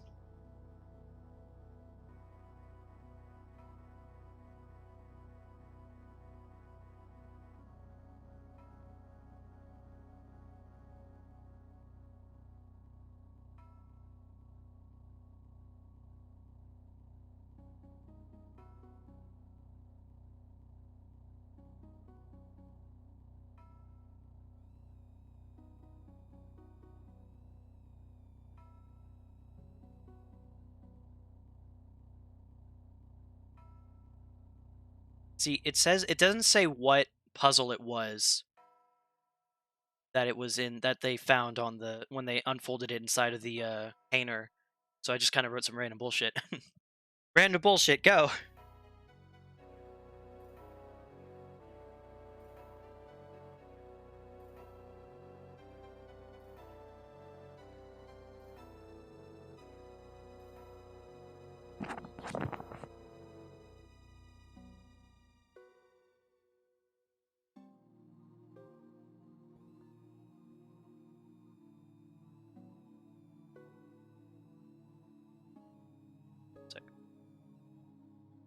They did specify though airplane hanger, so.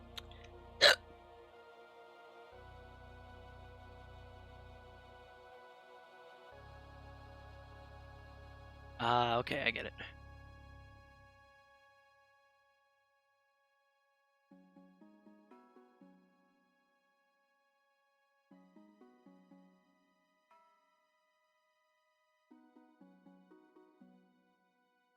Keep looking back and forth at this. Ow.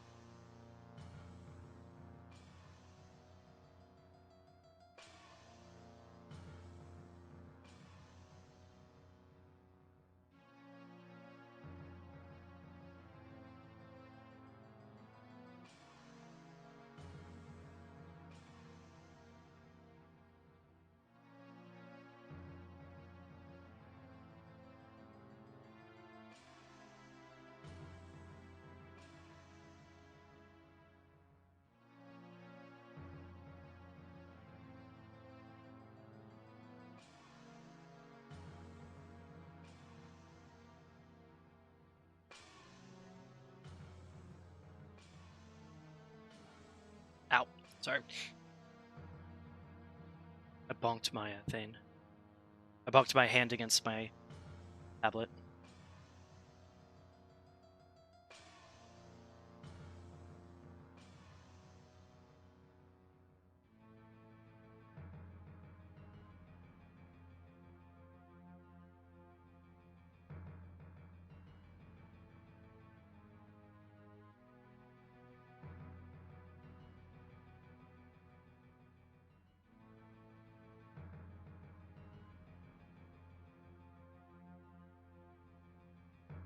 I don't think this comes across as what I'm trying to get it to come across as. I think in context it'll help though.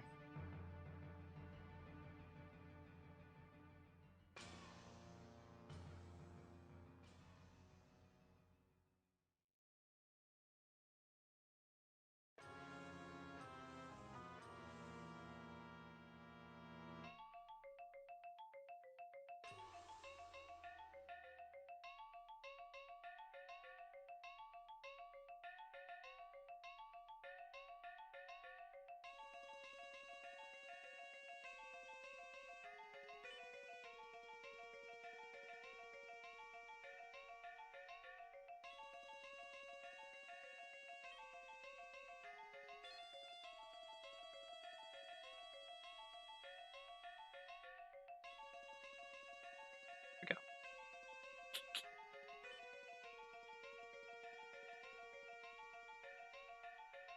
Did that go down exactly? It does. Oops. So this actually goes like that instead.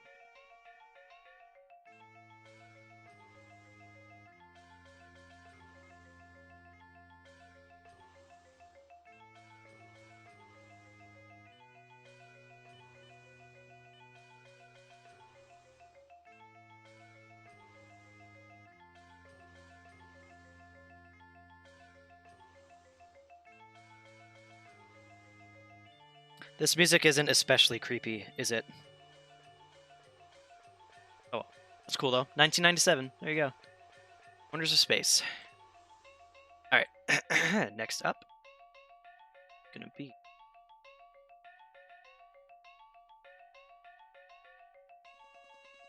1609.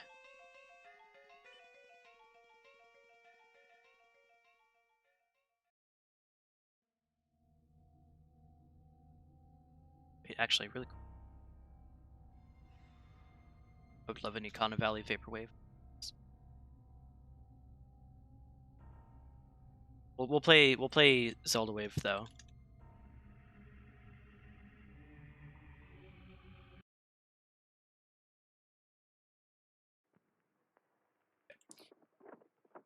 (1609) is contained at storage site 08.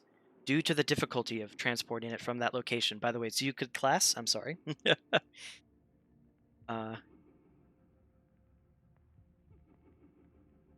see here.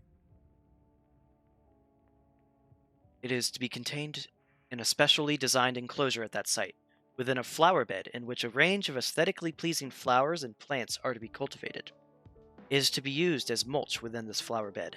The flower bed is to be tended regularly, and all visitors to the enclosure must remark on the beauty of the flower bed with particular emphasis on the quality of the mulch. 1609 is to be removed from the flower bed at regular intervals so that it can be treated with wood, metal, and fabric preservatives. Personnel are to announce their intentions in the presence of 1609 before attempting to remove it for this purpose.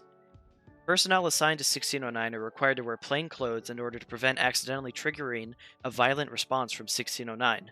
No items with motors are allowed within a 200-meter radius of 1609's containment area. No personnel either presently or previously affiliated with the Global Occult Coalition, nor material referencing them are to be allowed within Storage Site 08. In the event of a violent reaction from 1609, all personnel are to exit the immediate vicinity, and a message is to be played over the site's interior speakers informing site staff of the event, not incident. Holy crap. Should 1609 be sighted outside of its containment area following a violent reaction, staff are to act in a submissive, non-threatening manner. Formal clothing such as jackets, lab coats, protective clothing, jumpsuits, and particularly body armor are to be removed if possible in the case of such an event, and any weapons capable of damaging 1609 are to be immediately discarded. Staff are to ask 1609 to return to containment without attempting to threaten or command it. Should 1609 exit Storage Site 08, agents are to be immediately dispatched in order to scan the surrounding area for 1609 and, if possible, retrieve it. At present, there exists no way to totally prevent it from breaching containment. Current containment procedures center on encouraging it to remain within its containment area. I'm going to pull out a water really quick because my throat is getting a little sore from all this talking. This SCP is not super creepy either.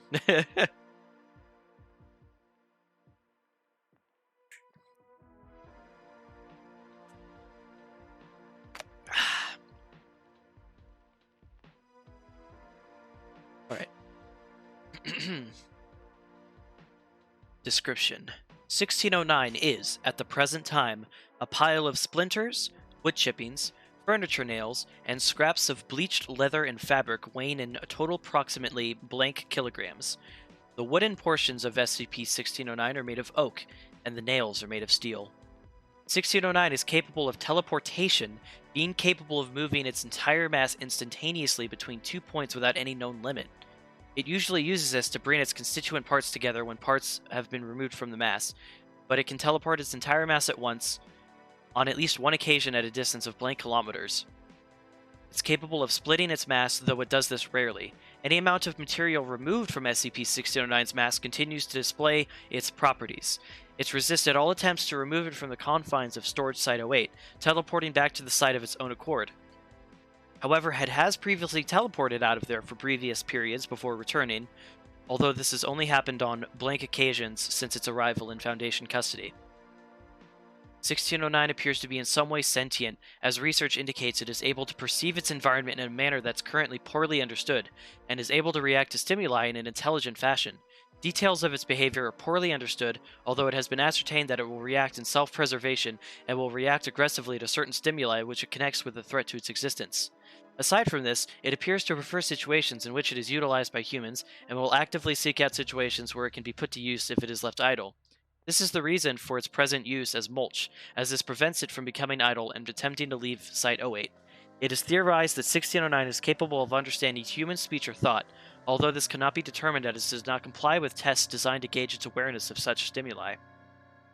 When exposed to a number of specific stimuli, it will react violently. During a typical violent reaction, it will teleport a portion of its mass inside the lungs of nearby personnel, causing immediate and severe lacerations to the interior of the lungs, as well as pulmonary obstruction, which rapidly leads to death. Okay, that escalated quickly. Stimuli which can instigate a violent reaction from 1609 include personnel wearing the uniform of, or clothes similar to the uniform of, personnel affiliated with the Global Occult Coalition, utterance of words or phrases used heavily or exclusively by GOC operatives, such as threat entity, while in contact with 1609, any action demonstrating hostility towards 1609, and the sound of a running motor. Oh, sorry. Any action demonstrating hostility and the sound of a running motor. Violent responses from 1609 are rare. Only blank such events have occurred since containment, and 1609 quickly reverts to a passive state after such a response if it does not continue to feel threatened. Murderous, spiky teleport mulch. Yes, that does sum it up. It arrived in Foundation custody on a blank date after teleporting into an unused containment cell at Storage Site 8 in its current state. Careful investigation has revealed that 1609 was originally a large chair made of varnished oak and bleached leather, carved in the form of a reclining woman in a restful state. It appears to have possessed its anomalous properties in this state, albeit with certain limitations, namely that the object would only teleport when a person within a certain radius, currently unknown. Sorry. I stopped reading after. I thought I misread, but then it kept going. Sorry. Namely that the object would only teleport when a person within a certain radius, currently unknown, felt the need to sit down or rest without a comfortable seat or chair nearby. At this point, 1609 would teleport to them and remain in place until another person experienced a similar urge.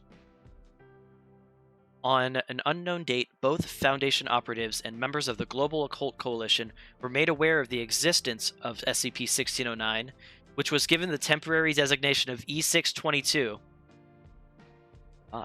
Due to the hard-to-contain nature of 1609 and the possibility of its existence causing a breach of secrecy regarding the existence of supernatural phenomena, a small-scale effort to contain 1609 was launched by GOC forces. It is presently unknown how exactly GOC operatives captured 1609, but it is known that they succeeded in reducing the object into its current form using a wood chipper. Further attempts to destroy it failed due to its properties and ability to teleport away from sources of danger.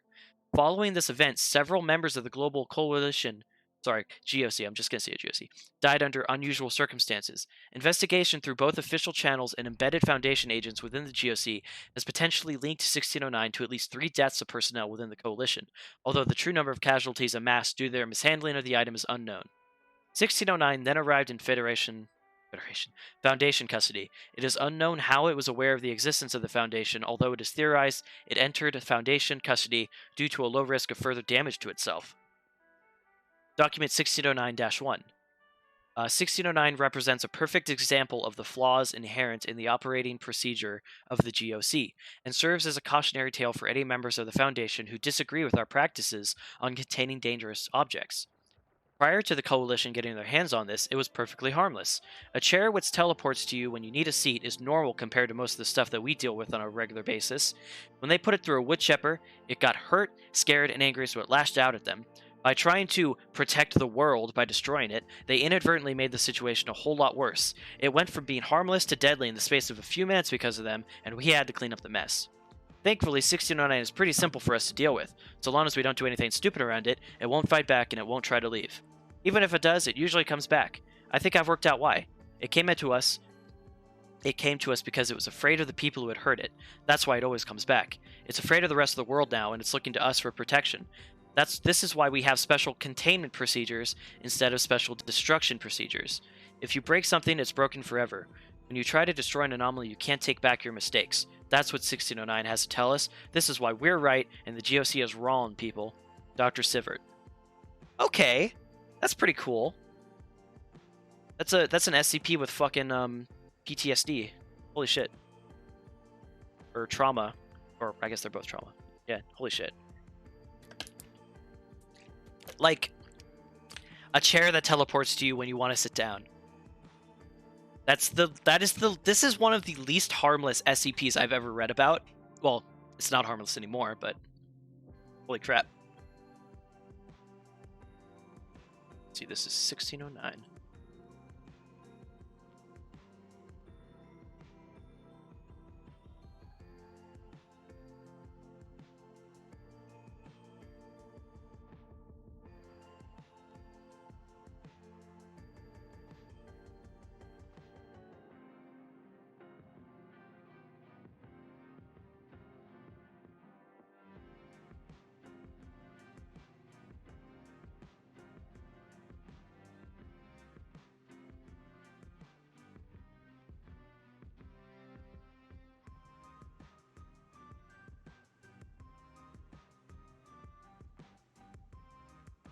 And then we're going to draw the flowers around it.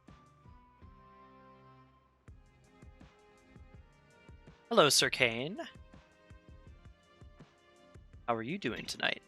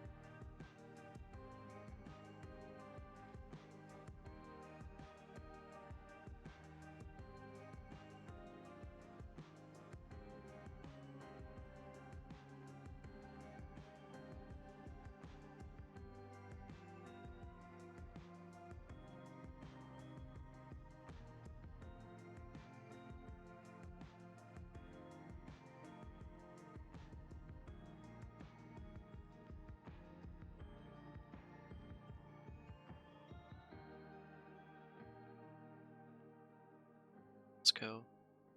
Nice. Well, we're all chilling right now. We're reading SCPs articles and drawing them.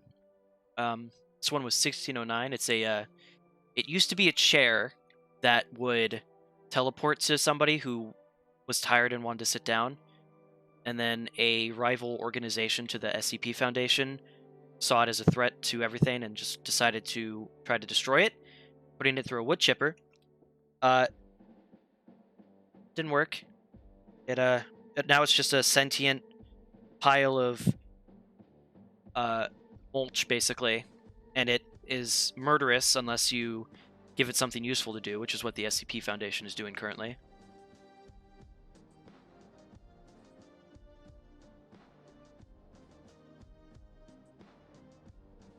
They have it being used as mulch for a flower bed, basically.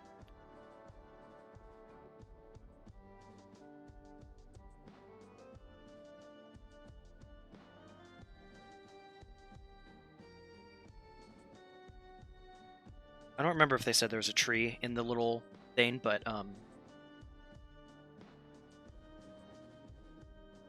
just do that. I think it'll add to it.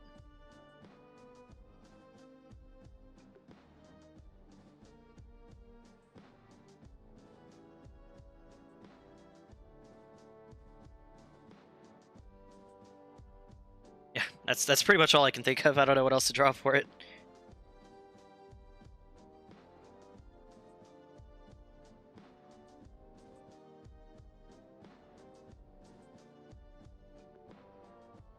Some light filtering through the trees.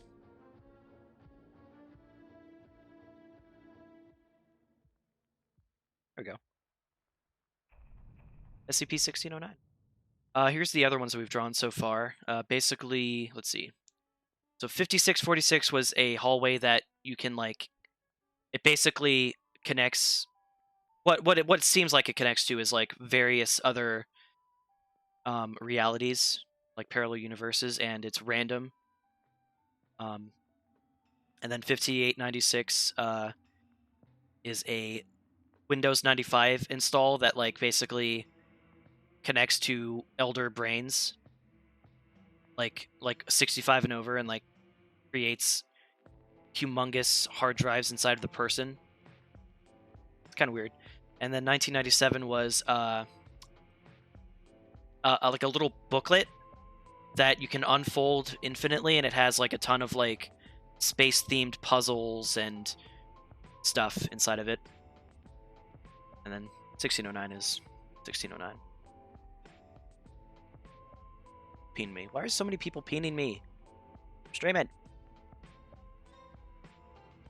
What? Okay, next up. Next.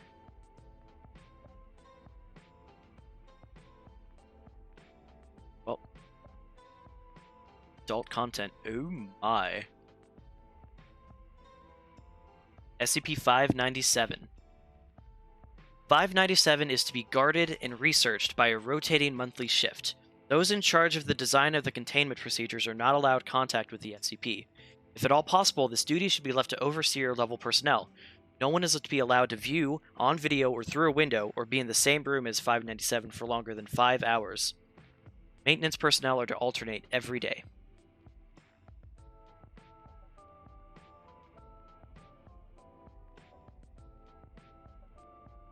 Evaluations are to be given at the end of the shift or whenever mental distress seems obvious. If psychological contamination is too great and poses a tangible danger, termination can be performed immediately by the on-site analyst. The mental health offices are soundproofed for this purpose.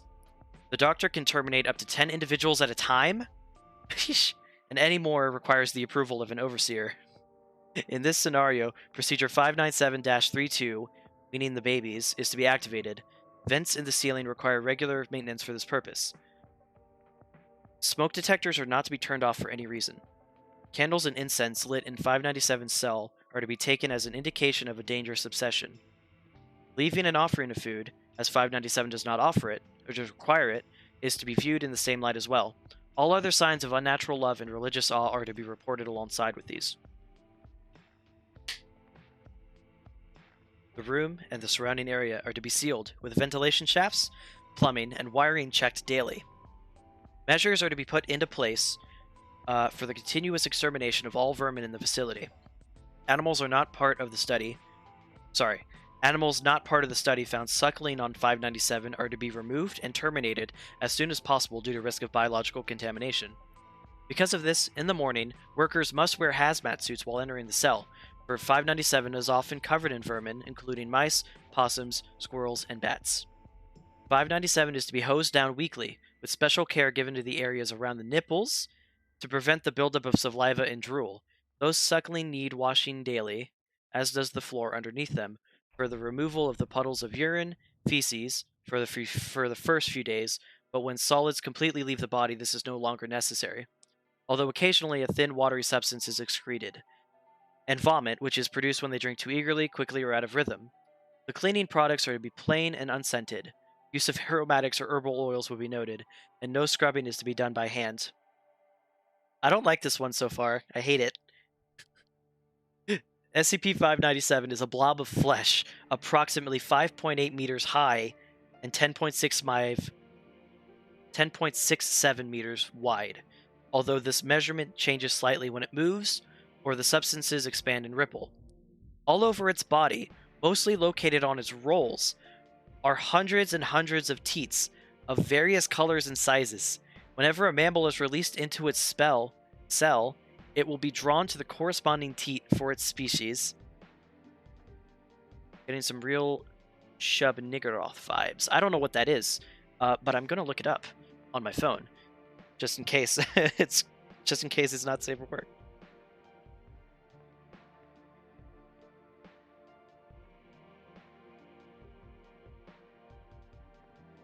Wait, what the hell is going on?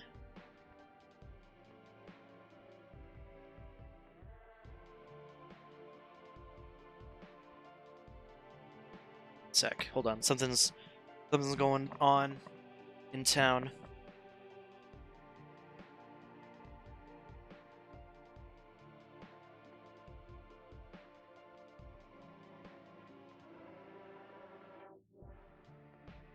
Missouri Hospital. I don't know if that's in town, but apparently there's a shooting going on. Alright, anyways. Oh, I was gonna look up Shuggaroth, that's right. Shub-Niggurath.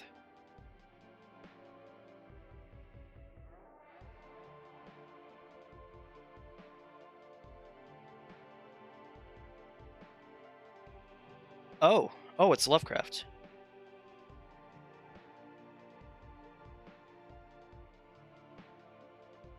Ooh. That looks cool.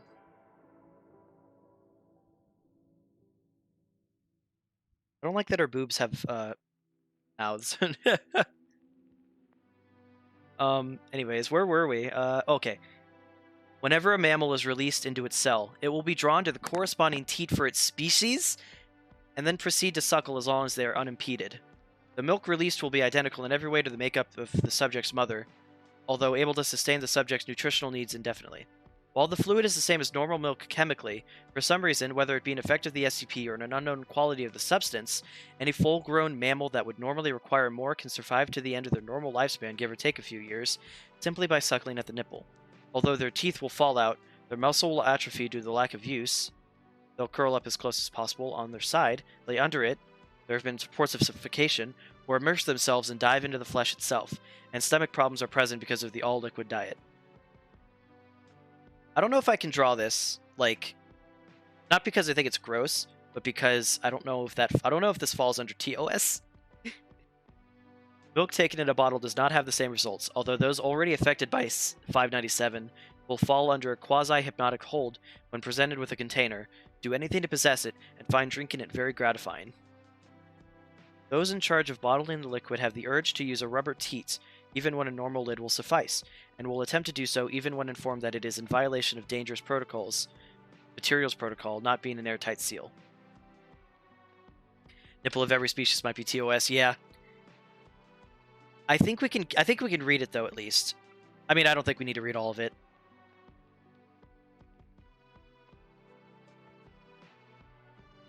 There's a lot here. Humans can resist it, but most animals can't.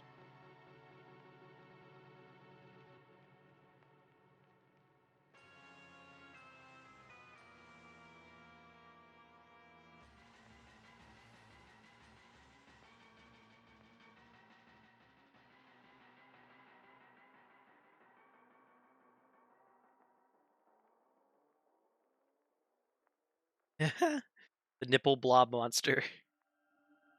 And whoa. Okay, hold on. Here's like how it was found. Expunged. Inside the temple, the SCP was found, surrounded by scaffolding and staircases, with ladders propped up against the meat to allow as many people as possible to partake in the event. Care must be taken not to allow them to attempt to rip or tear a hole in 597 for penetration purposes?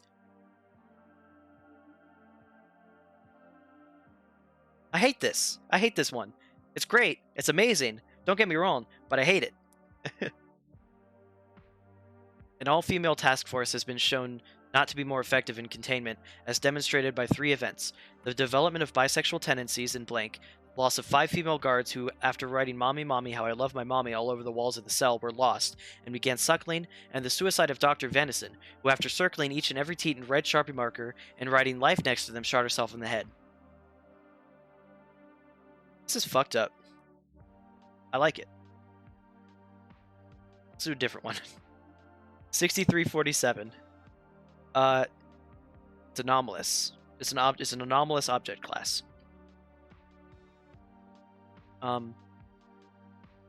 Wait, what? Hold on, I gotta take a drink of water. My throat's very sore.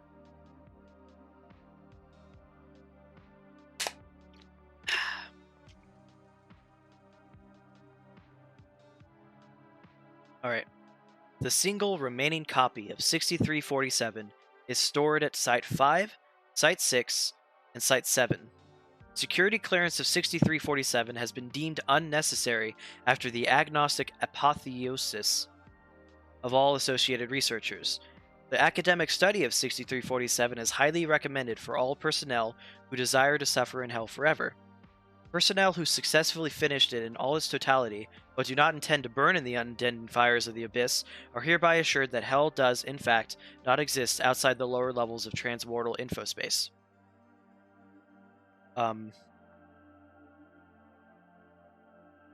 6347 designates the fiction novel Ullerburon, Malay name for the mangrove snake, created by disdained author and renowned mass murderer Conrad Kai Mallard, 1978 to 2021, somewhere in late 2009. During an unextended... Sorry. During an extended and involuntary stay in Paris, France, Kai Mallard concluded that said city constituted a secularistic hypostasis of hell and began conceptualizing and writing 6347 in response to this discovery. Ulibaron consists of 222,222 words, written entirely in maggot speech, a British thomolect mostly applied for theurgic taxation theory, making it unreadable for individuals and subjects ignorant to the anomalous. The novel tells the story of a secret global organization abducting children who exhibit supernatural powers, jailing them in underground facilities and sacrificing their blood, teeth, and various bodily fluids to an unnamed divine entity. A single heroic figure possessing the mystic power of the Ulibaron snake tries to save the victims, but repeatedly fails, finally succumbing to the realization that failure and misfortune are transcendent and required properties of the universe, and true salvation can only be found in futile suffering. 6347 became wildly successful in the liminal literature community, receiving several awards both inside and outside of observed reality. The novel was banned in 2010 due to its obvious anti-containment ideology content and several accusations of plagiarism, specifically to renowned author and disdained mass murderer Conrad Kai Mallard, whose monotonous Ulibaron was published on the same day as Kai Mallard's. Both Kai Mallards denied all matters of allegations regarding reciprocal plagiarism.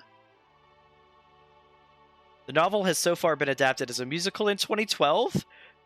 Ulibaron Ooh La La! A play in 2014. Ulibaron unifies the workers of the world, and a feature-length movie in 2019 produced and financed by famous Hollywood director Turner Twopenny. Open interview Mike Mugler's Movie Monday.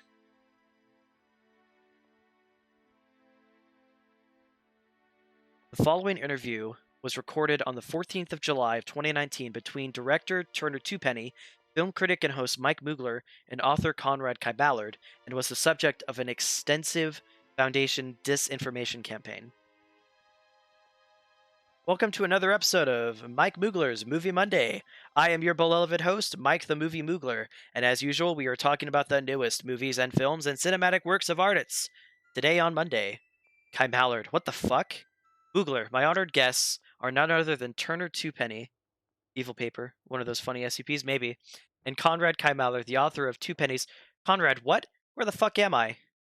Ulibaron, your most recent masterpiece. Twopenny, well, the critics are quite generous, but let's not be too hasty, Mike. I must say, it is a wonderful movie. What is going on?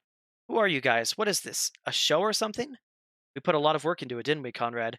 Conrad, that is not my name. I am Samuel Morris, and I demand, Jesus Christ, not again, to know where I am and how I got here. Mr. Kai Mallard? My name is Samuel Morris. I'm sorry, but this here says your name is Conrad Kai Mallard. Kai Mallard? Please, Mike, do not pay any attention to him. He does this constantly. I'm quite tired of it, I can tell you. Constantly? I do not even know who you are, or where I am to begin with. Oh, fucking shit, what the hell is this thing? Mr. Kai Mallard, is everything alright? You not see this? Oh, Jesus fucking Christ almighty, it's coming towards me. What else do I have to do every time you throw a fit like this? Maybe we should play some commercials now. I can't move. I'm stuck to the chair. Oh God, help me. Enough, I cannot endure this any longer. Twopenny gets up and leaves to the right. Ad break now. Help, help, please, someone help me. After the break, Boogler and Twopenny continue their discussion regarding the film adaptation of Ulibaron. The disfigured remains of Conrad Kai Mallard make several attempts to separate themselves from the chair, but fail to do so before the conclusion of the show. Fuck. Ulibaron flopped, mainly because of the poor translation of maggot speech into American English, making the movie unintelligible for a majority of viewers, following a disastrous opening weekend, and gained no more than $35,000 against a production cost of $200 billion? Turner Twopenny already announced a sequel movie called Ulibaron Urbosis and instructed the stuffed corpse of Conrad Kai Mallard to write the screenplay. Kai Mallard refused and continued work as a ventriloquist dummy until his sudden death in 2021 due to heart failure. Twopenny's career did not recover after 2019 and won the Academy Award for Best Picture the following year, and he finally accepted his title as the rightful king of Norway in 2022. Copies of Ulubaran 2019 are currently undiscoverable, though the movie sporadically surfaces on online torrent websites.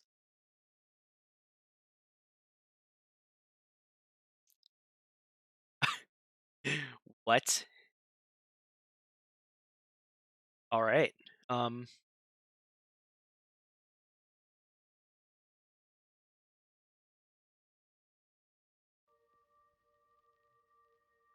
that all totally makes sense. Yeah, right. I know, right? Duh.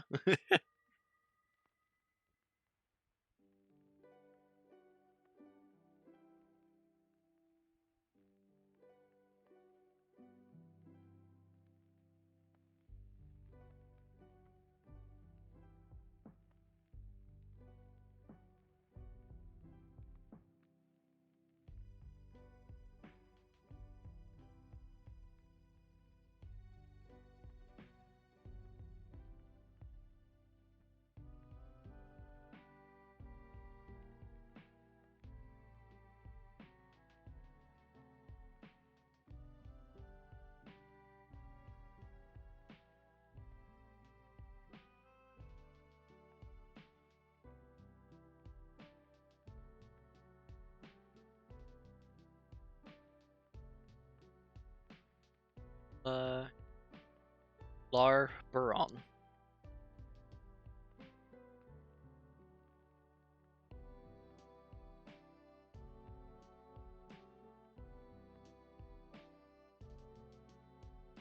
By what's his name again? Conrad Kai Mallard.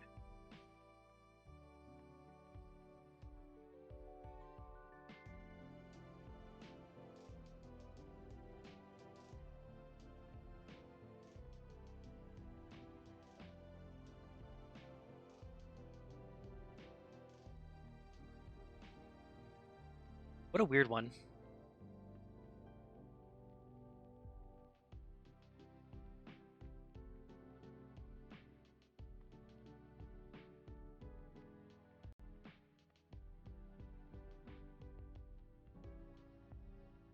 Wait, actually, never mind.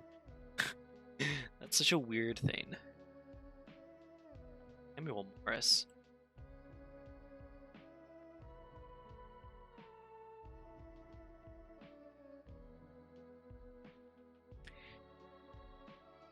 Yeah, I really don't know what else to do for this one. I I thought about drawing like the musical, but nah.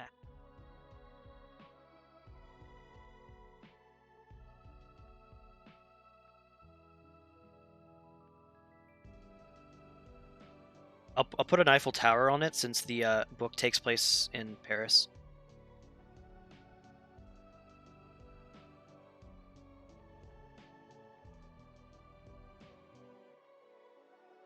Go.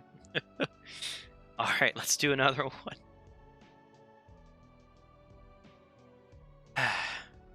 Oh, um, French inside joke thing. Oh, maybe. Wait, let me look up Ulubaran and see like what comes up.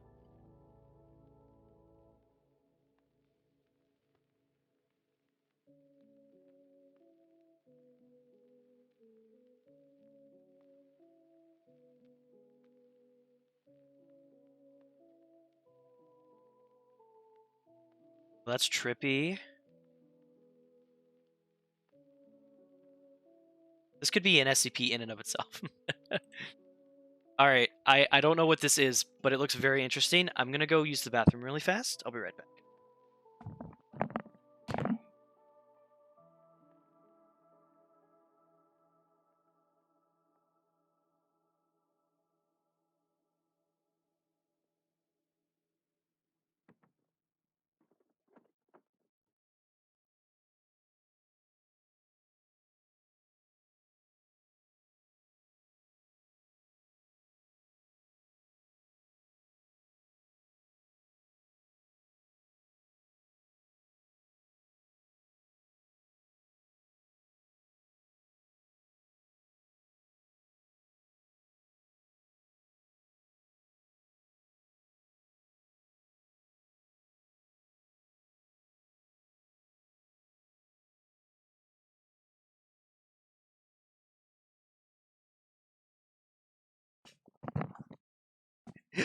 Hey, demo. Oh, man. All right. SCP-4277, Object Class Safe. 4277-1 instances are to be housed in a secure greenhouse at Site-103. To promote healthy growth, 4277-1 are to be supplied with appropriate metal salts. See Document 77-4 available on request. Any instances of -4 harvested are to be cataloged and stored for further study. Discharge of -2 should take place in a sealed indoor firing range with a decontamination of the firing range after testing to prevent unintentional release of 77-2 spores to the environment. 4277 cultivation centers outside of Foundation custody should be neutralized with the utmost urgency. All 77-1 instances that cannot be taken into containment during neutralization are to be destroyed on site. Any sites where -1 have been cultivated or where -2 has been discharged outside of containment should be monitored annually for signs of growth. All right. 4277 is a species of plant closely related to Vica faba, broad faba bean. Non-fruiting 77-1 instances appear visually identical to V. faba, but PCR gene sequencing has shown the extensive modifications to the parent genome. See document 4277-3. These modifications allow -1 instances to produce cellular machinery, organelles, enzymes, etc., not found in wild type V. faba, which under appropriate environmental conditions results in -1 instances fruiting fully functional ammunition, designated -2. Interesting. -1 instances produce different types of ammunition, with cross-pollination having been shown to generate new types of ammunition? Why is the music stopped? Oh, did I already? Oh, wow, that was fast.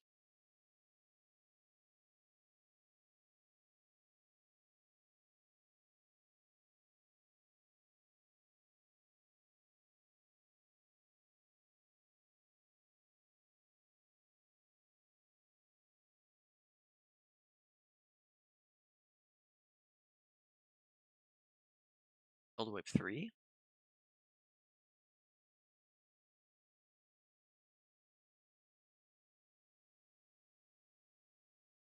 What else does this guy have on here? Hashtag not sponsored.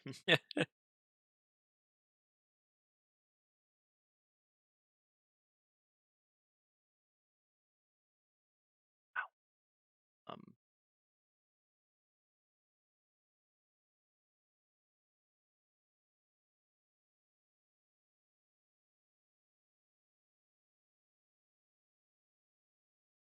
back. Alright. Oh, it's the Zelda stuff, though. Oh, go. This is.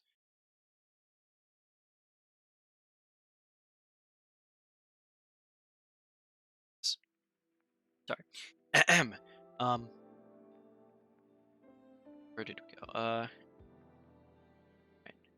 Oh, okay. Having been shown to generate new types of ammunition. A partial list of ammunition grown includes 270 Winchester, 50 BMG, 22 LR, 12 gauge, 625 carbine bullet, 305 Winchester, Mark II grenades. Document -3 contains the full list of -2 instances cataloged available on request.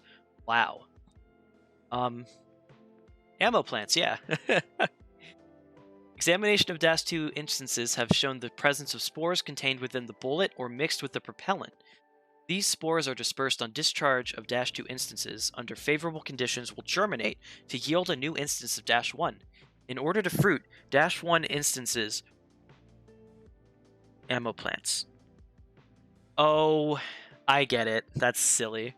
-1 instances can produce a range of explosive propellants, including nitroglycerin, glycerol derived, trinitotoluene, phenylalanine is derived, and cordite.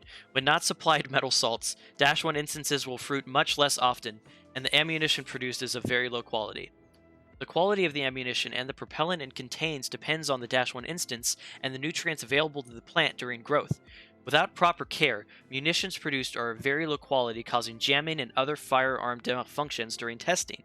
Testing has shown selective breeding and careful care during growth mitigates this effect, yielding high-quality munitions that excel in controlled tests. Investigations into the origin of 4277 are ongoing. Foundation-held samples were recovered from a variety of locations, see document -2 incident log, along with documents indicating marketing of -1 as an alternative to arms manufacturing for developing nations. The high energy cost for -1 to achieve bullet growth, coupled with the rarity of metal-rich soils in which wild specimens can flourish, means 4277 struggles to fruit in the absence of active cultivation.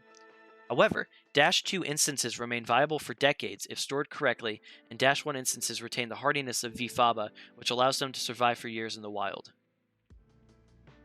Test log. Procedure. Cross-pollination of -1 instances was undertaken to generate new -2 instances. Test 1. A 270 Winchester crossed with 12 gauge resulted in a 270 Winchester shot. Frequently not firing. Too misshapen to be loaded into a standard firearm. Interesting. So I was wondering about that. I was wondering if like hold on, let me take my headset off. If like I was just imagining like while it's growing, like does it like start small and then get bigger or something?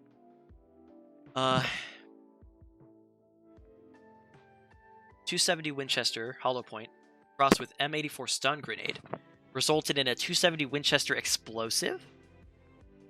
The new instances are produced in low yield and are prone to sudden detonation.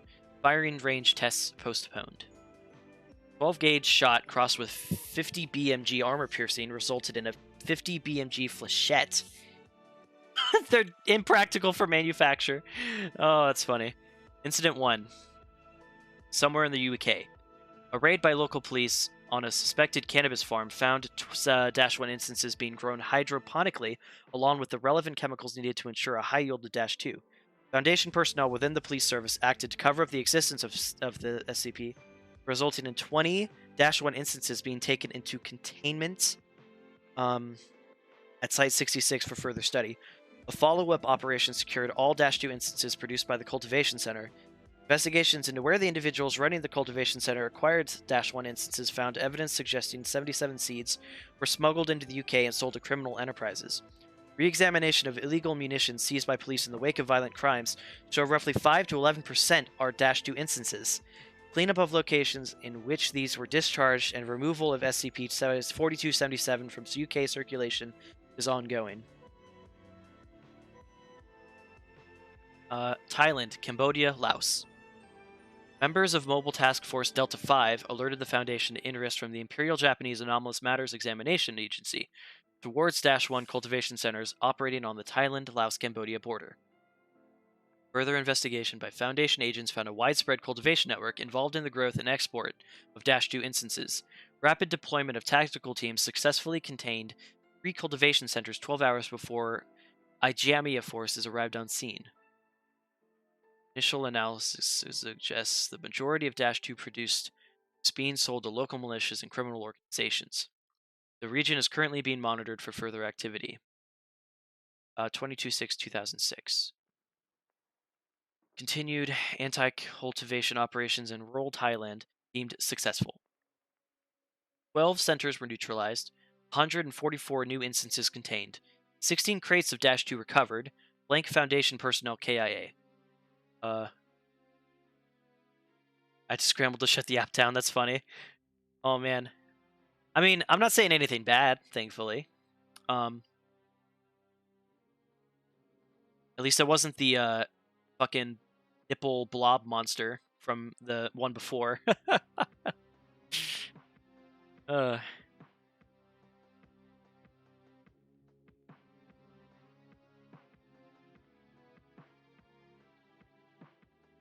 Okay. So they're still having to contain that shit in Thailand, Cambodia, and Laos. Kansas, agents M and K reported wide-scale 4277 cultivation in Kansas, United States. Further investigation led to the deployment of a Foundation tactical team to detain the individuals undertaking cultivation and secure samples of 4277 for analysis. Subsequent analysis by Foundation botanists determined the specimens to be V. faba. Agents M and K were disciplined for misuse of Foundation resources. Aw. Wow. Whoa, shit. I'm just gonna skim through this one.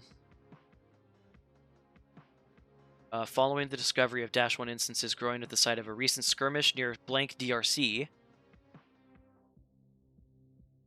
HLAKH. I don't know what that means. Dead drop from Agent Y shortly before her disappearance claims that the Chaos Insurgency is involved with cultivation in Africa. It's been established. It's endemic to the African continent where climate allows.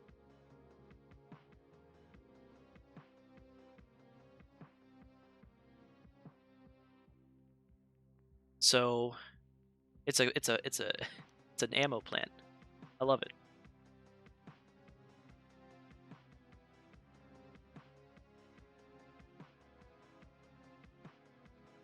4277.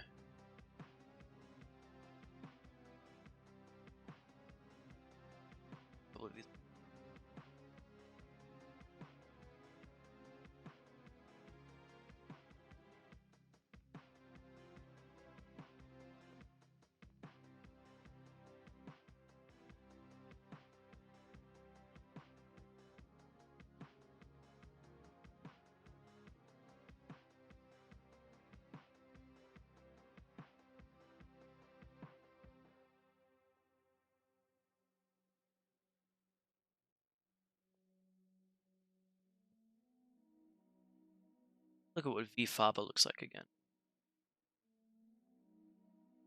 FABA.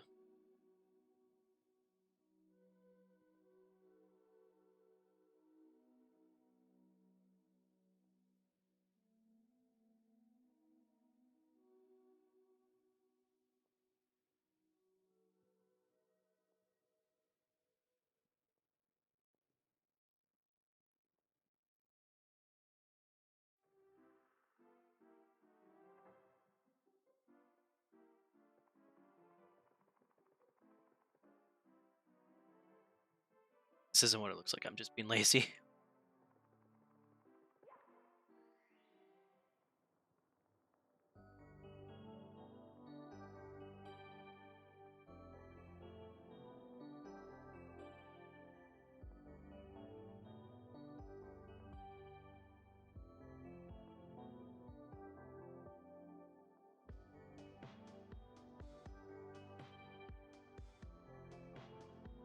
I'm gonna do this.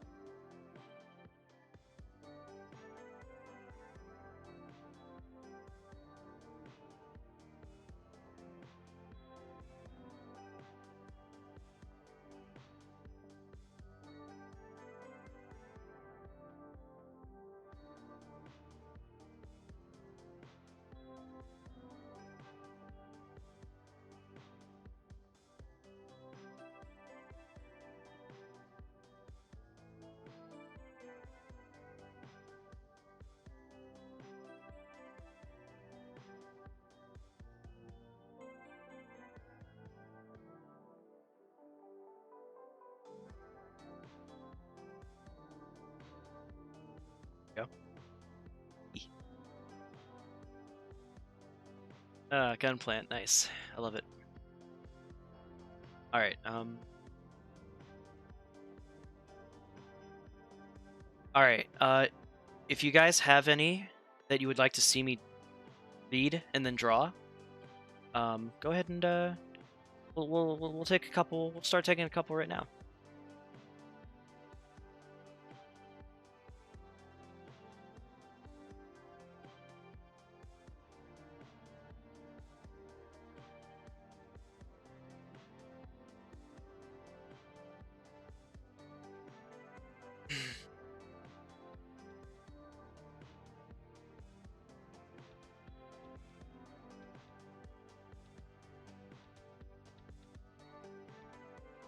354. NBA game on tape.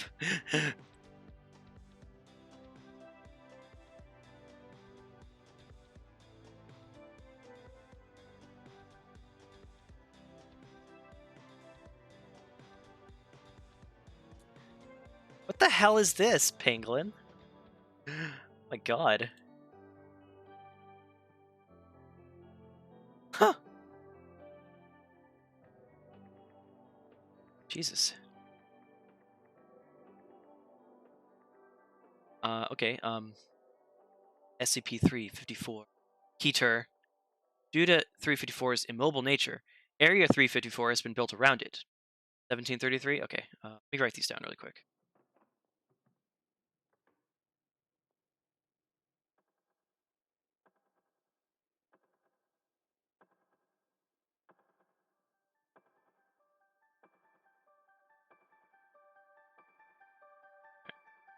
Okay. Area 354 houses forces and D-class personnel prepared to deal with threats emerging from 354, as well as researchers studying 354 and its properties. For their own safety, no on-site personnel are to approach 354 at any time. Direct interaction with 354 is permitted only for the purpose of research to eliminate 354 and must be approved by O5 personnel. Area 354 was constructed to contain and neutralize any and all further threats emerging from 354.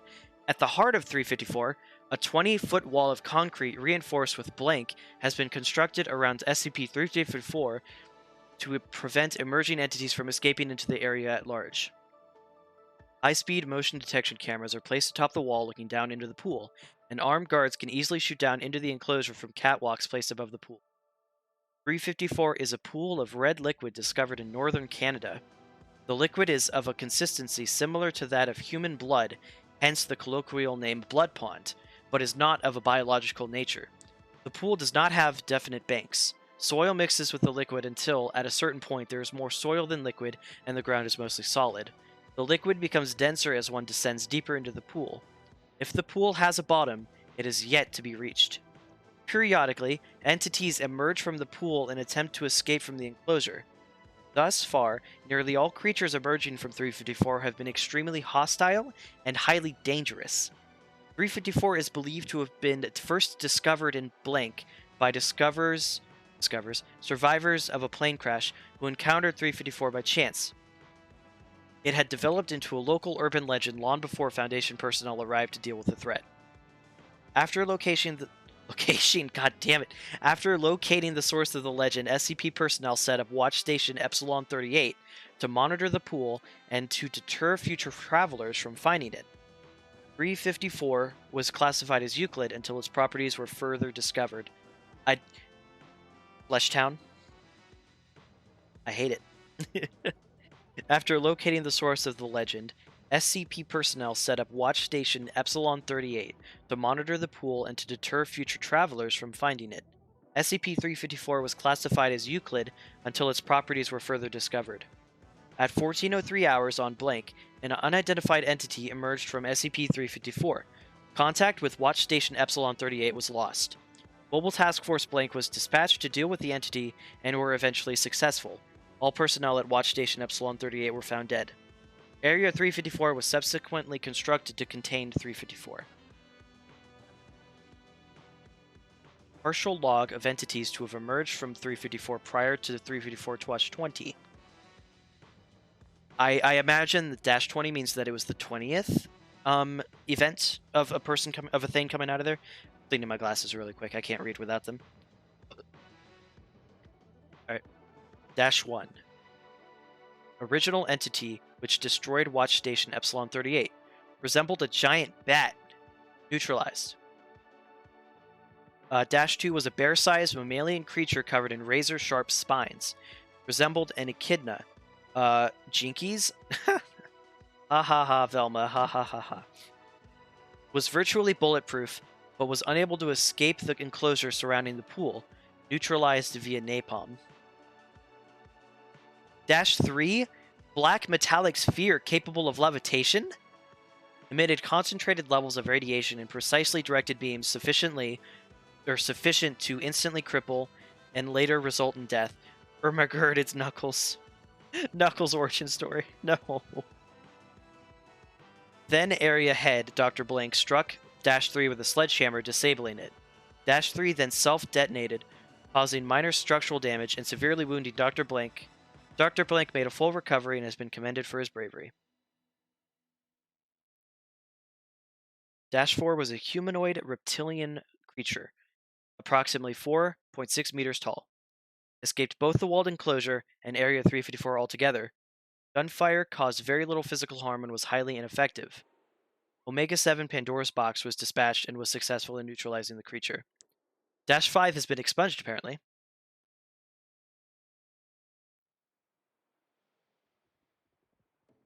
Dash 6 appeared to be a human male of Indian descent. As the enclosure around the pool had not yet been fully repaired, Dash 6 was immediately shot before it had a chance to escape. Area Head Dr. Blank has expressed his displeasure in the rash execution of SCP-6, which in testing revealed to be identical to an average human being. Data corrupt. Interesting. Dash 14. Majority of creature's body remained well beneath the surface of the pool. 5 octopus-like tentacles were seen emerging from the pool and reached up over the enclosure. Several D-Class personnel were grabbed by the tentacles and pulled back beneath the surface. After receiving massive damage from gunfire, Dash 14 retreated back into the pool and disappeared. No personnel taken by the creature were recovered. Dash 15. Feline creature composed of a blue-hued crystalline structure, later revealed to be ice. Was able to jump above the walled enclosure and was agile enough to dodge most gunfire. Was actively hostile and mauled any personnel that engaged it. Subject engaged Dash 16 upon its emergence from the pool and was terminated in the fight. Oh, okay, Dash 16 was another feline creature composed of a dark red-black stone, later revealed to be partially solidified magma? Gunfire was ineffective, not hostile to personnel, did not attempt to escape the walled enclosure, successfully terminated Dash 15 and grew less active as its body cooled. After fully solidifying and having remained motionless since, subject was moved to Dr. Blank's office for aesthetic purposes. Pangolin. Man. Dash 18. Metallic humanoid machine described by several D-Class personnel as a Terminator. Subject possessed a cloaking device rendering it invisible to human eyes. Subject was highly adept at combat and killed nearly 90% of Area 354's guard personnel as it rampaged through the facility. Approximately 60 minutes after it emerged from the pool, subject ceased function and powered down. It was dismantled, its power cell was disposed of. The remains are under study. Note from Dr. Blink. That's thrice now that we've had to fall back on Pandora's Box to deal with stuff coming out of 354. Abel can't complain, though. You can tell he's enjoyed fighting Dash 11. Maybe we should set up some kind of hotline to Omega-7?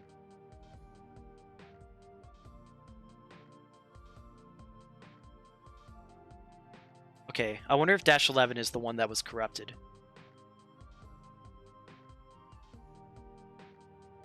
Oh, wait. Oh, there's more here, I think. Okay, hold on. Event log Dash 20. In the morning of blank, the entire staff of 354 evacuated the facility. However, staff also shut down power to the area and took a number of supplies and vehicles from the facility, indicating that the evacuation had not been done due to an emergency. Data 12 is dispatched to investigate the cause and, if possible, make contact with staff. However, before Dash 12 could make contact with Area 354 or its evacuees, the area's on-site warhead was detonated, resulting in the destruction of the entire facility in the depths of blank. They were ordered to make contact with the evacuated personnel, and in the event of hostility, was given clearance to terminate any uncooperative personnel. Drink really.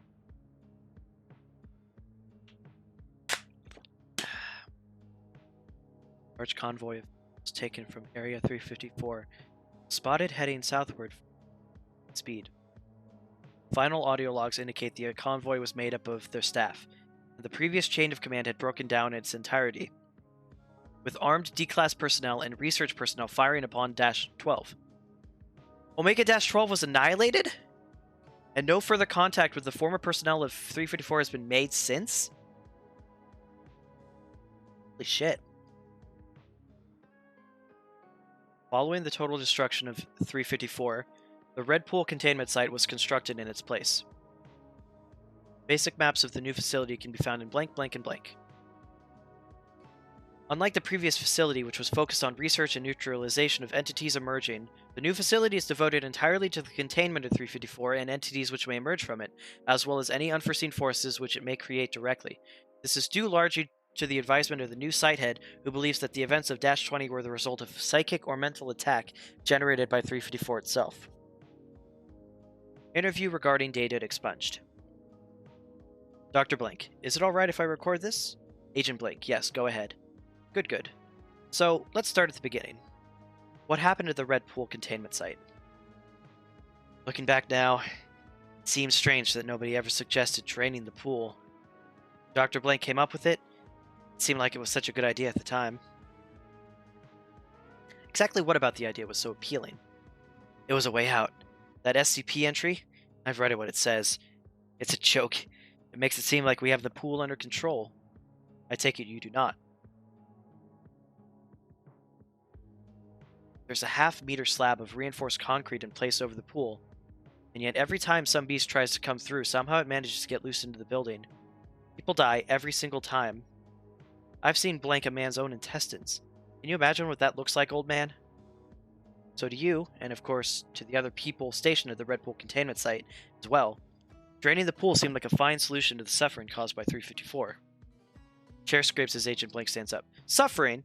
That thing doesn't just... Please sit down. This is going on record.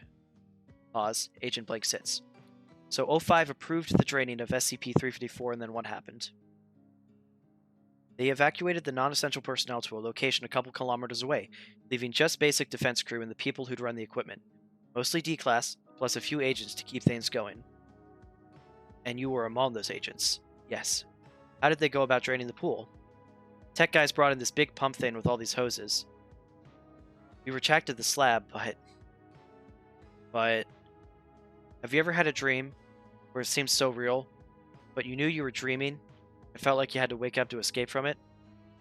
I can't say we have. I have. Yes, you have. We all have. That's what it felt like when they put the hose in to try to drain it. Everything stopped being real. It was like we had to escape right now. And you were the only one feeling this sensation? No, everyone had it at the same time. It came from the fucking pool. Please lower your voice. What happened when they activated the pump? We never did. We couldn't. It wouldn't let us. What wouldn't let you? The pool! Please, I ask you to lower your voice. Up until now, it's been content just throwing monsters at us. It's been playing, but now we have it locked up and we just tried to execute it. Now it's angry.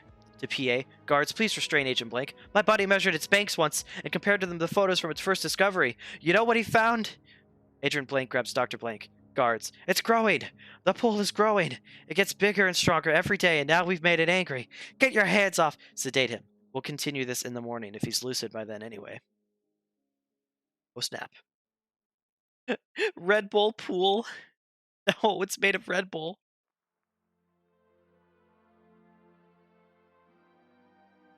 Interesting. Very interesting. Dun dun dun dun. Dun dun dun dun dun dun. Man, after these two, I'm sorry. After these two, I think I'm gonna stop the stream. I'm feeling sleepy and hungry. So 354 is a blood pond. So I'm thinking of drawing the wall around it. Make even stronger monsters? No.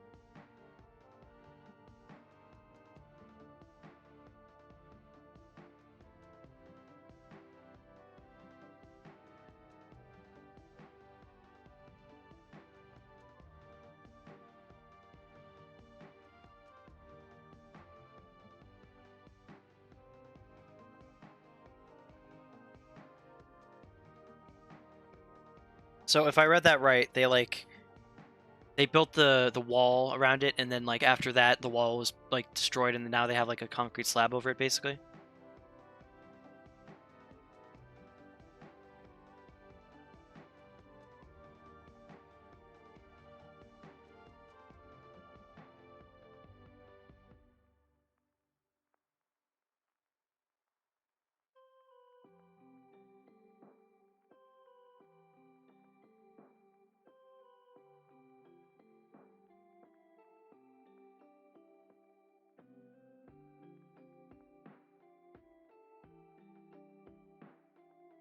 What a cool SCP.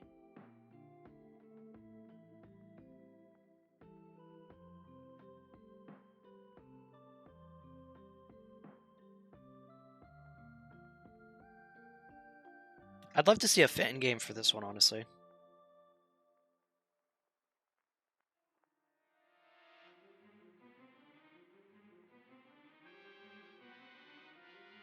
Alright, now I just gotta color in this entire fucking thing.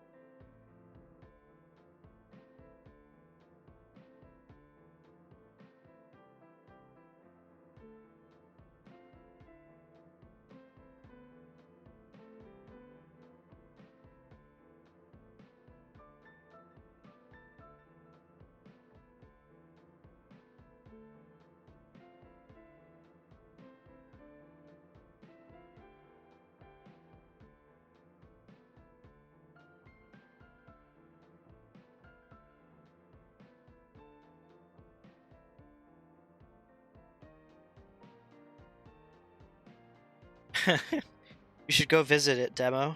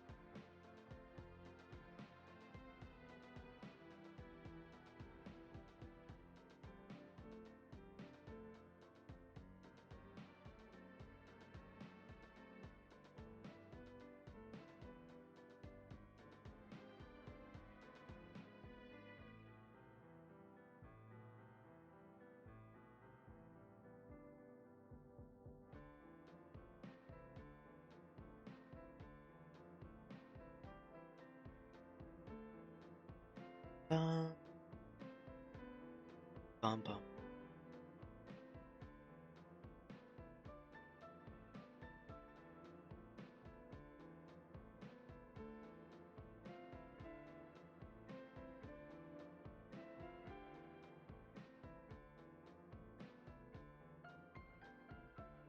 Northern Canada. Well, yeah, I mean they don't want to say exactly where it is, otherwise fucking.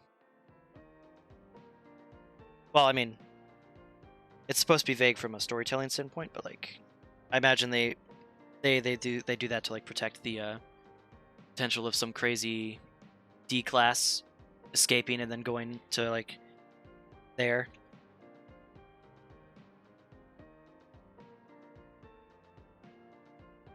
I don't know if I've done this justice. Otherwise, I'd visit it. No, don't do that.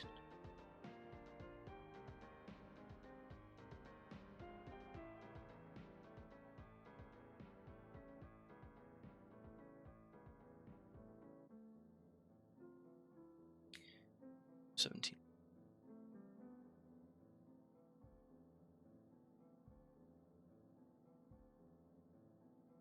Jump into the blood pool. Oh my god. Okay, alright.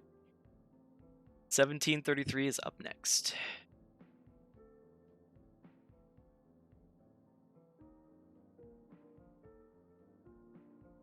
God. The DVR containing SCP 1733 is to be kept in a secure video archive at site blank. Playback of 1733 is strictly forbidden unless required for research. Personnel must contact Dr. Geller for permission to study 1733. 1733 is a digital recording of the 2010 to 2011 NBA season opening game played at the TD Garden in Boston, Massachusetts on 10/26/2010 between the Celtics and Heat.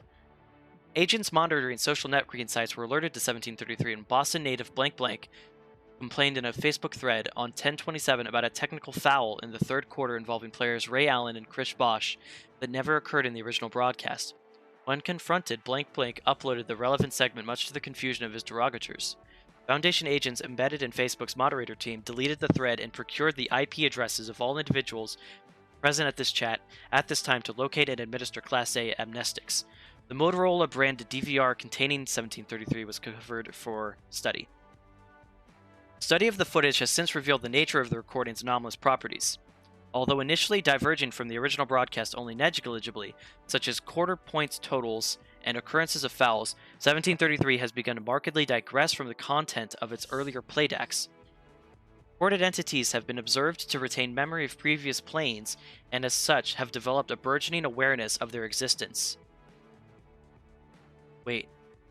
It is hypothesized that playbacks impart an unquantifiable measure of cognizance to the entities inhabiting 1733, with consecutive planes greatly expanding the recall of previous events.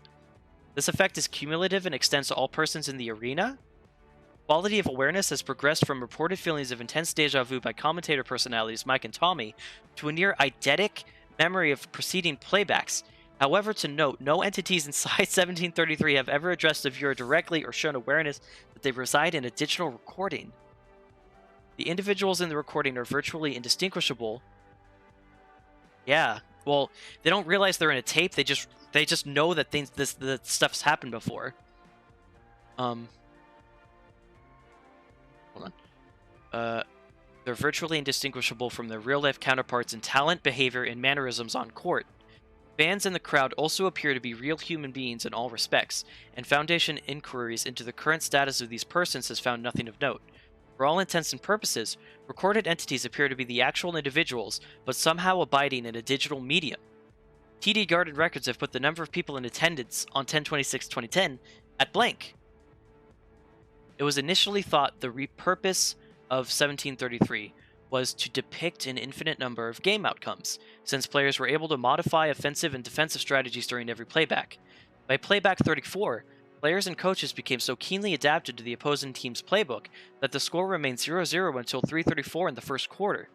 As quality of recall was still weak in early stage iterations, memory of preceding playbacks likely manifested as a vague intuition felt by players, fans, and team personnel alike, interfering with their ability to grasp the full scope of their situation. By playback 45, however, comprehension of their predicament had reached such a point that players declined to play altogether and assembled with the rest of those in attendance to formulate possible escape plans. It is the conclusion of Foundation researchers that the inhabitants of 1733 are imprisoned in the setting of the recording, as they have been unable to exit by any means. Doors leading out of the arena have not yielded to an estimated force in excess of blank newtons. The assembly has also been unable to exit from locker rooms, player facilities, and skyboxes.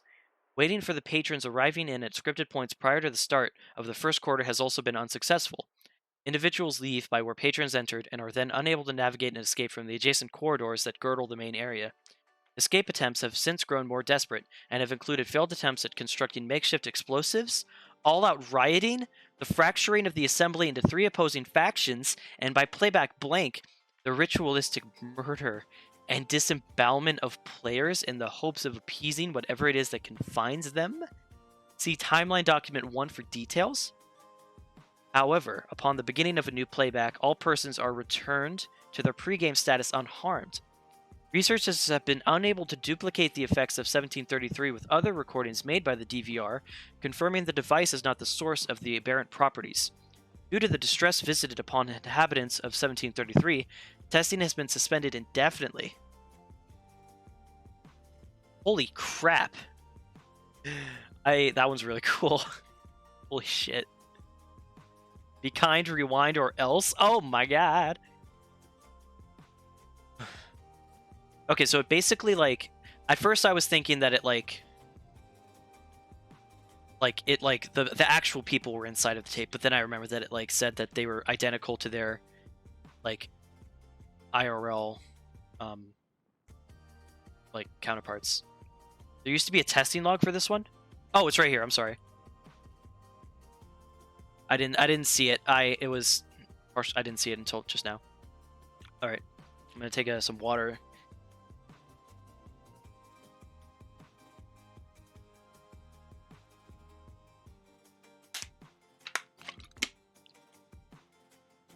Alright, Cyber Chase, but darker. Oh god. Playback 2. First recorded deviation from recorded broadcast. TD Garden crowd boos the Miami Heat during entrance. Miami Heat forward LeBron James observed to have scowled and shaken his head dismissively at the crowd. Playback 15. Score remains 0-0 for 8 consecutive possessions. Fans appear noticeably subdued when displayed on the facility's HD scoreboard screen.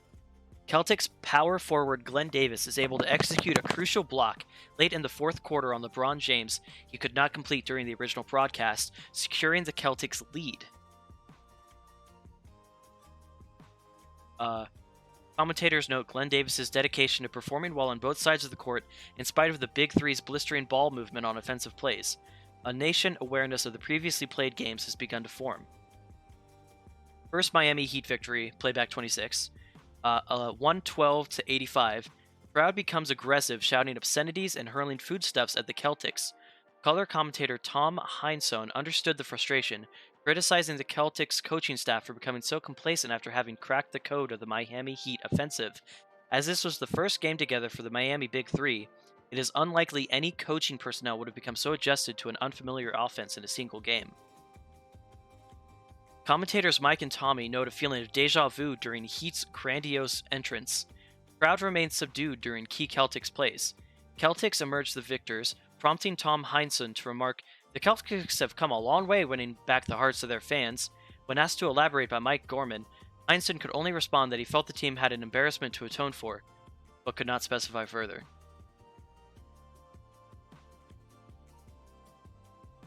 Playback 44.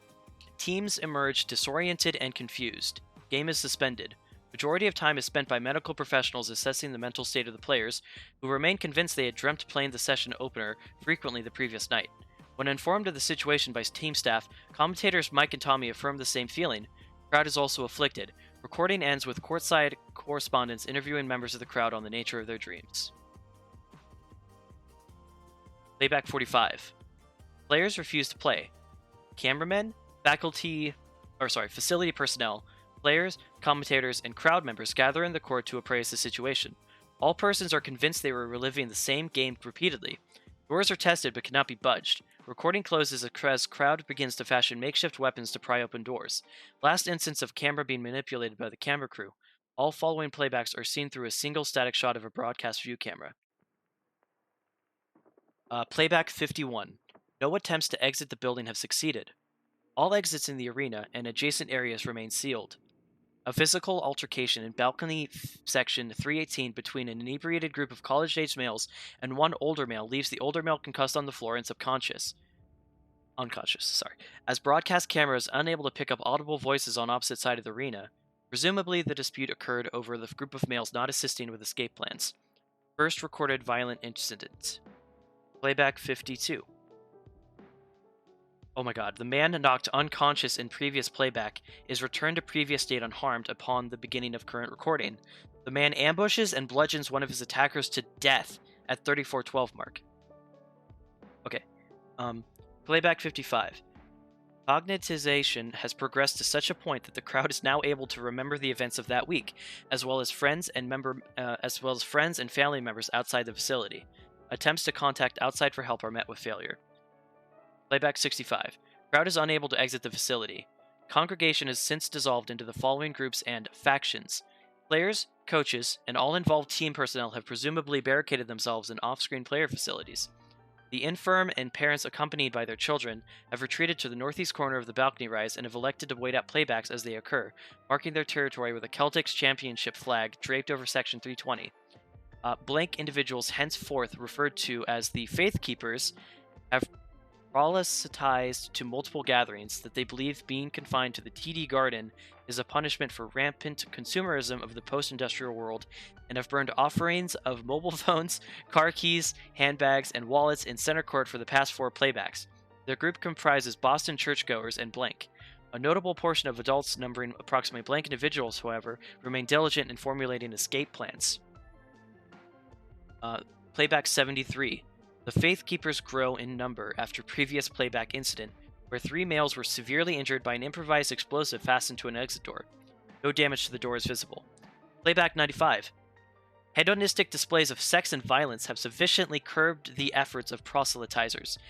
Makeshift curtains are hung around the site of an orgy at Lodge 8 at the urging of Section 320 members. Playback 112. Conditions have deteriorated considerably. Blank individuals left from balcony section in opening 10 minutes of playback 112. Playback blank. Faith Keepers storm player facilities to retrieve Paul Pierce and LeBron James. The players are ritually sacrificed and their bodies are subsequently displayed on the arena's Jumbotron. The murder of players seems to have no effect on the recording. Playback blank. Proselytizers have begun to call for the sacrifice of children. Adults have formed a wall between Group 320 and the Faith Keepers. Playback blank. First recorded deviation in arena light to a deep red color. Data expunged. What?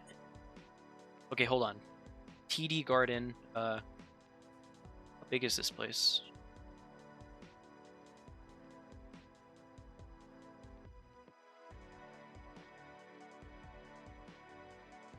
Oh.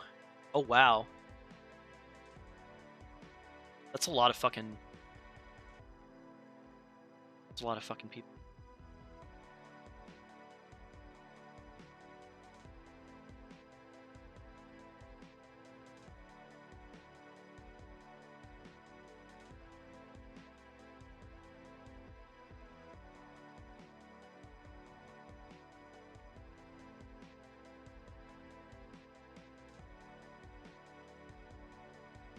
Wow.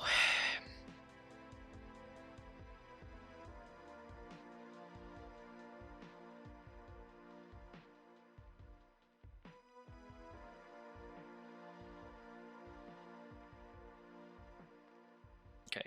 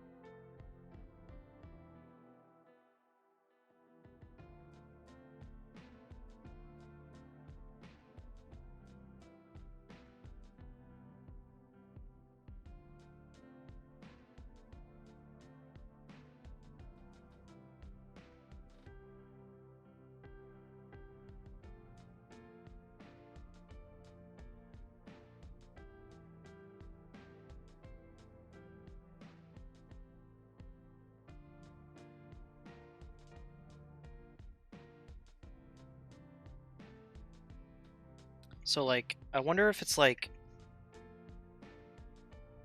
what a weird, what a wild one.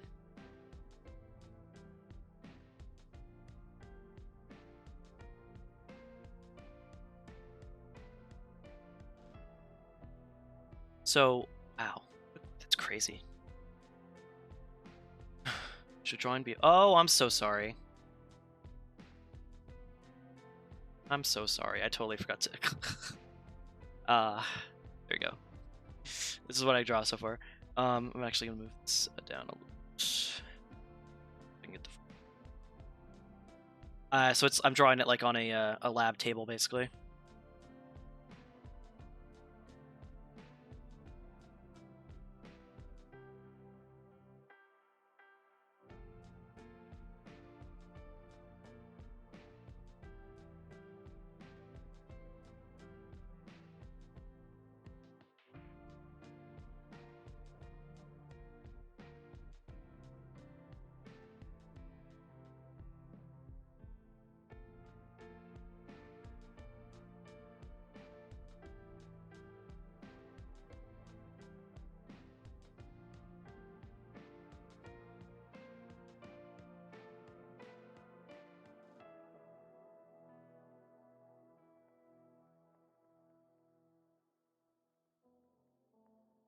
I know, right?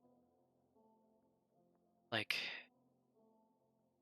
and then the last playback that they've done, the arena lights went to a deep red color, which is really creepy.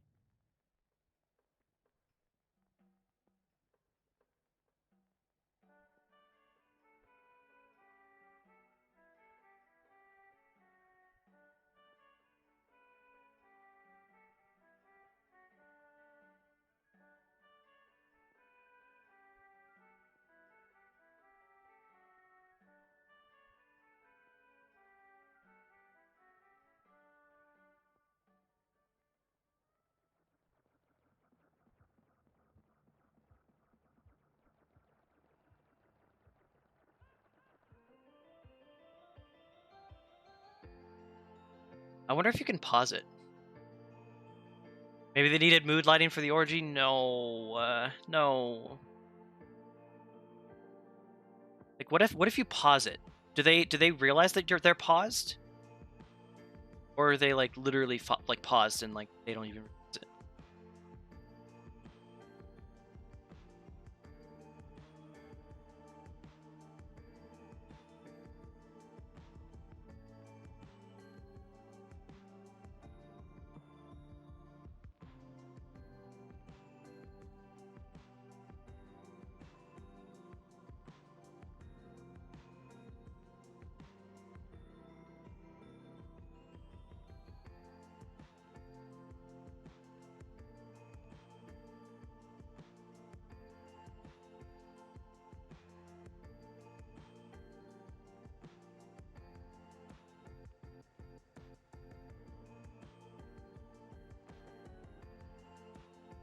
So many ways to explore this, right? Like, and like I like, what happens if it's it's a digital recording too. So if you, what if you incinerate it? What if you completely destroy it? Like,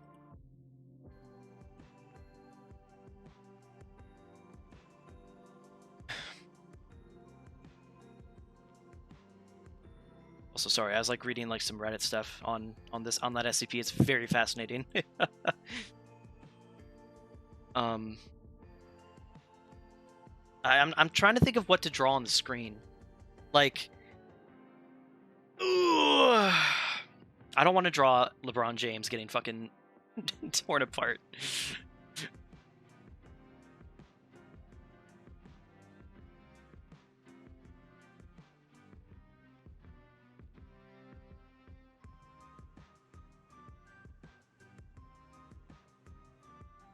And like the guy that like recorded it, like put a clip of it on the internet.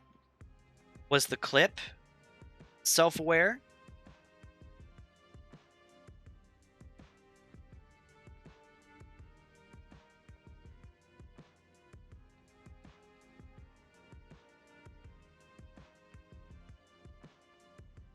I guess they probably deleted the clip without like torches and some kind of altar in the middle of court. Maybe. Yeah, let me.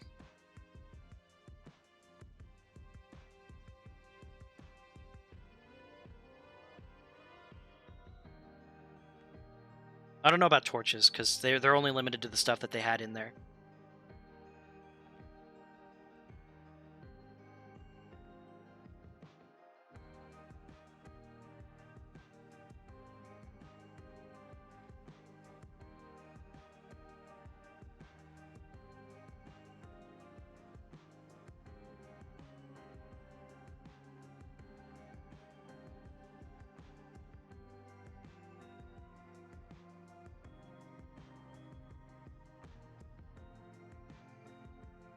I wonder if I can wait. Hold on. Hold on. All right. Hold on. This is based on a real game, right?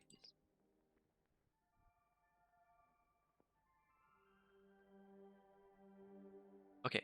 Digital recording to the 2010 to 2011 NBA season opening game.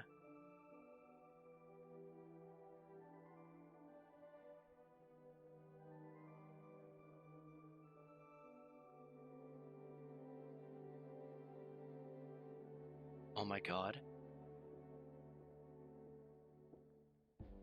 This is gonna be like really. This might be a little meta. Not meta, but like not disturbing. Like it's gonna. This is.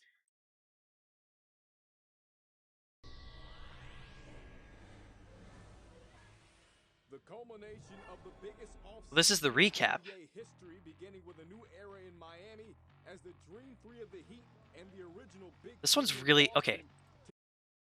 I don't know why this one is. This is the one that really gets to me for some reason today. This is really disturbing. Off the 2010-11 regular season in Beantown, LeBron James making that debut, heavily anticipated all summer long. In the first, Boston in transition. The trailing Shaquille O'Neal, new addition to this team. Shaq is in there? He can still do that. Dwayne Wade, meanwhile, played only 3 minutes in the preseason. Looked a little rusty. He turns it over. Then LeBron is called for the offensive foul. The Dream 3 combined 7 of 27 from the field in the first half, so they didn't shoot it well either. Meanwhile, Paul Pierce driving and scoring. Wait. You don't think I can get DMCA'd for this? Oh. This is really fucking.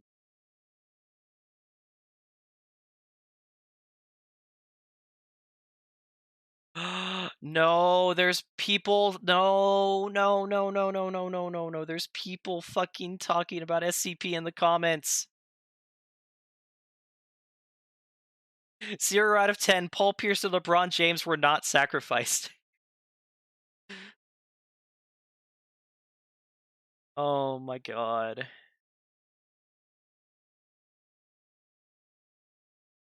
I feel so bad for the sports fans. They're so confused on what the comments are talking about.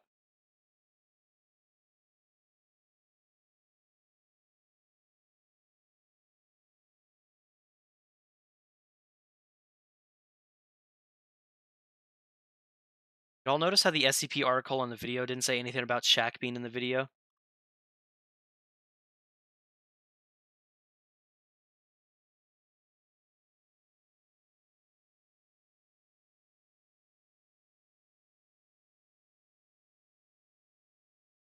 There was a bit of the SCP that said, hold on.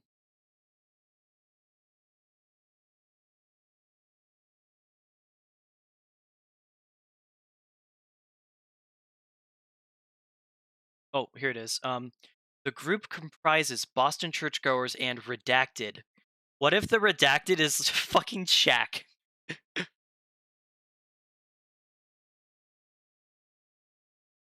Oh man.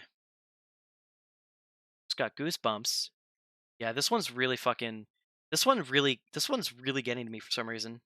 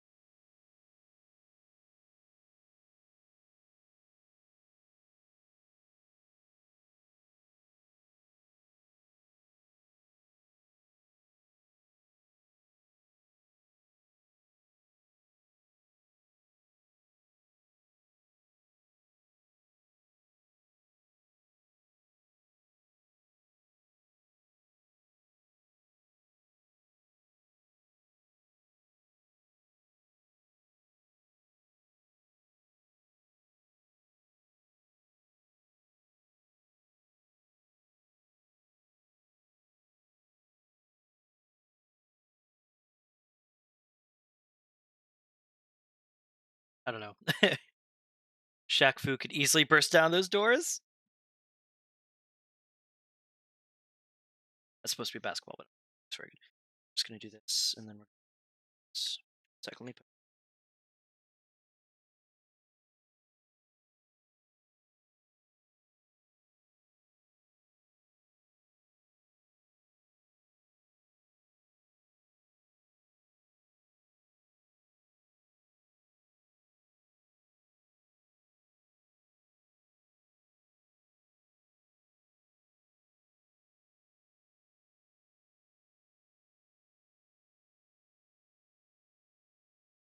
Put the view of the jumbotron like here.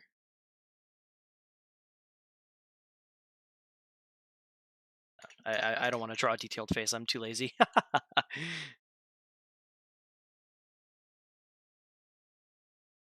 don't know. What do you think? What do you guys think? Is that think I did it justice enough?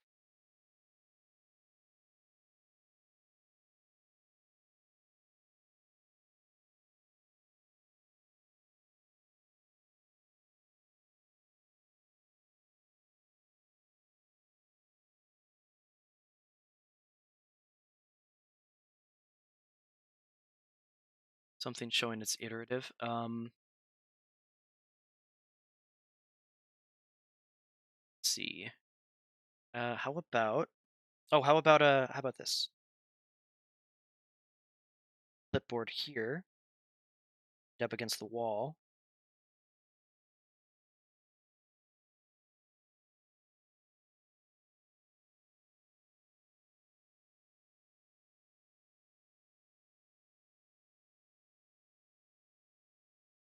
That was replay. Let's see which one.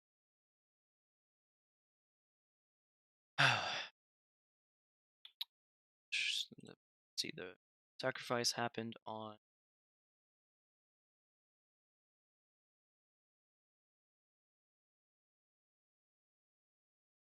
Well, well, playback. Blah blah blah. They didn't actually say which one it happened on.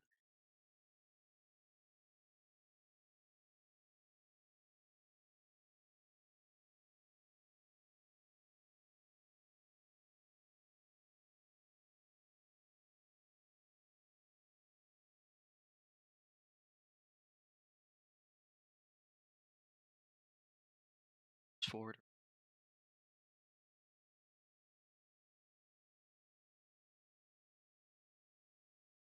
I don't know.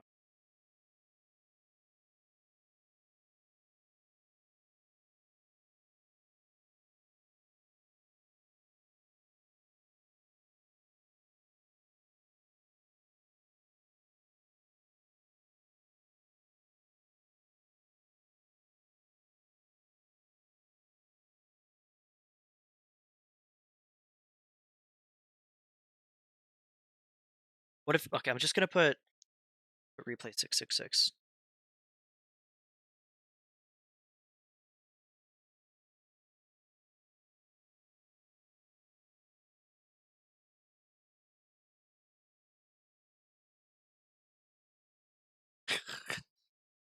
um.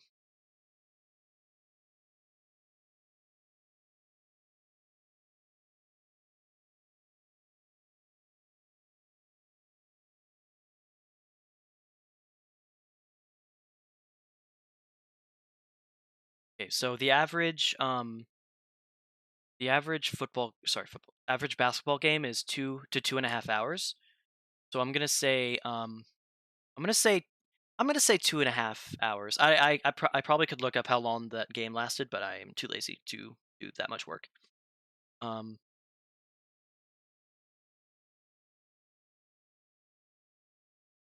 so 2 hours. We'll say 2 hours. No, we'll say 2.5 hours. So 2 hours and 30 minutes is, let's see here, six, 120, 150 minutes, I think. No, no, not 150. Sorry. No, yeah, that is 150. So 150 minutes times 666. Sorry, times. So that's 99,900 minutes. They were in that's 1665 hours, which is 69 days. Wait a minute. 69 days? That's not that long. How can you I do you really think being stuck in that recording would drive people to sacrifice after 69 days?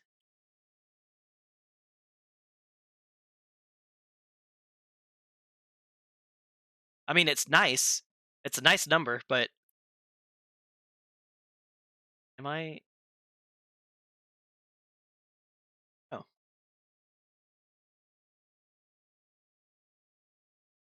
how I mean, I guess I don't know. I guess I really don't know how long it would take to trap people in something like that.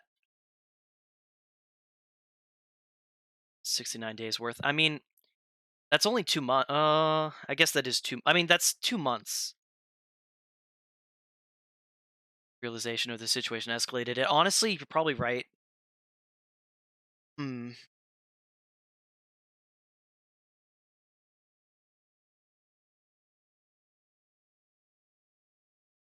Escalated. Yeah.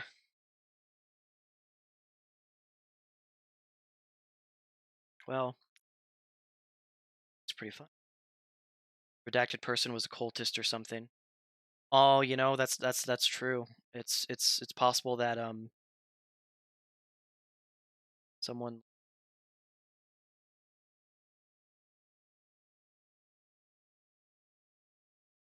or maybe it was one of the announcers or something.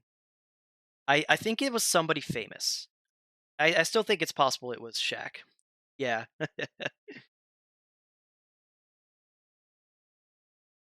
Fucking crazy. All right. Well, I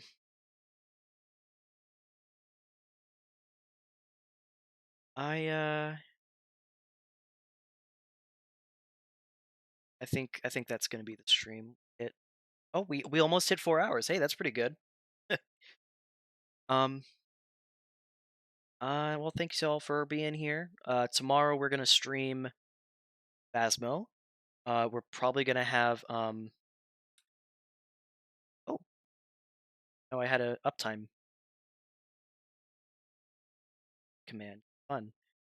Um, we're gonna have tomorrow. We're gonna play Phasmo. It's gonna be Epi, Yuli, and hopefully Chorus as well. So we'll have a full team. Can you believe that? We'll have a full team. Um, so that'll be great. Hopefully see you guys there. We'll stream hopefully around Maybe around the same time the stream started today. I don't think I have any commands made yet. I'll have to look into that. But yeah, no, I'll see you guys later. Thanks for watching. A woo.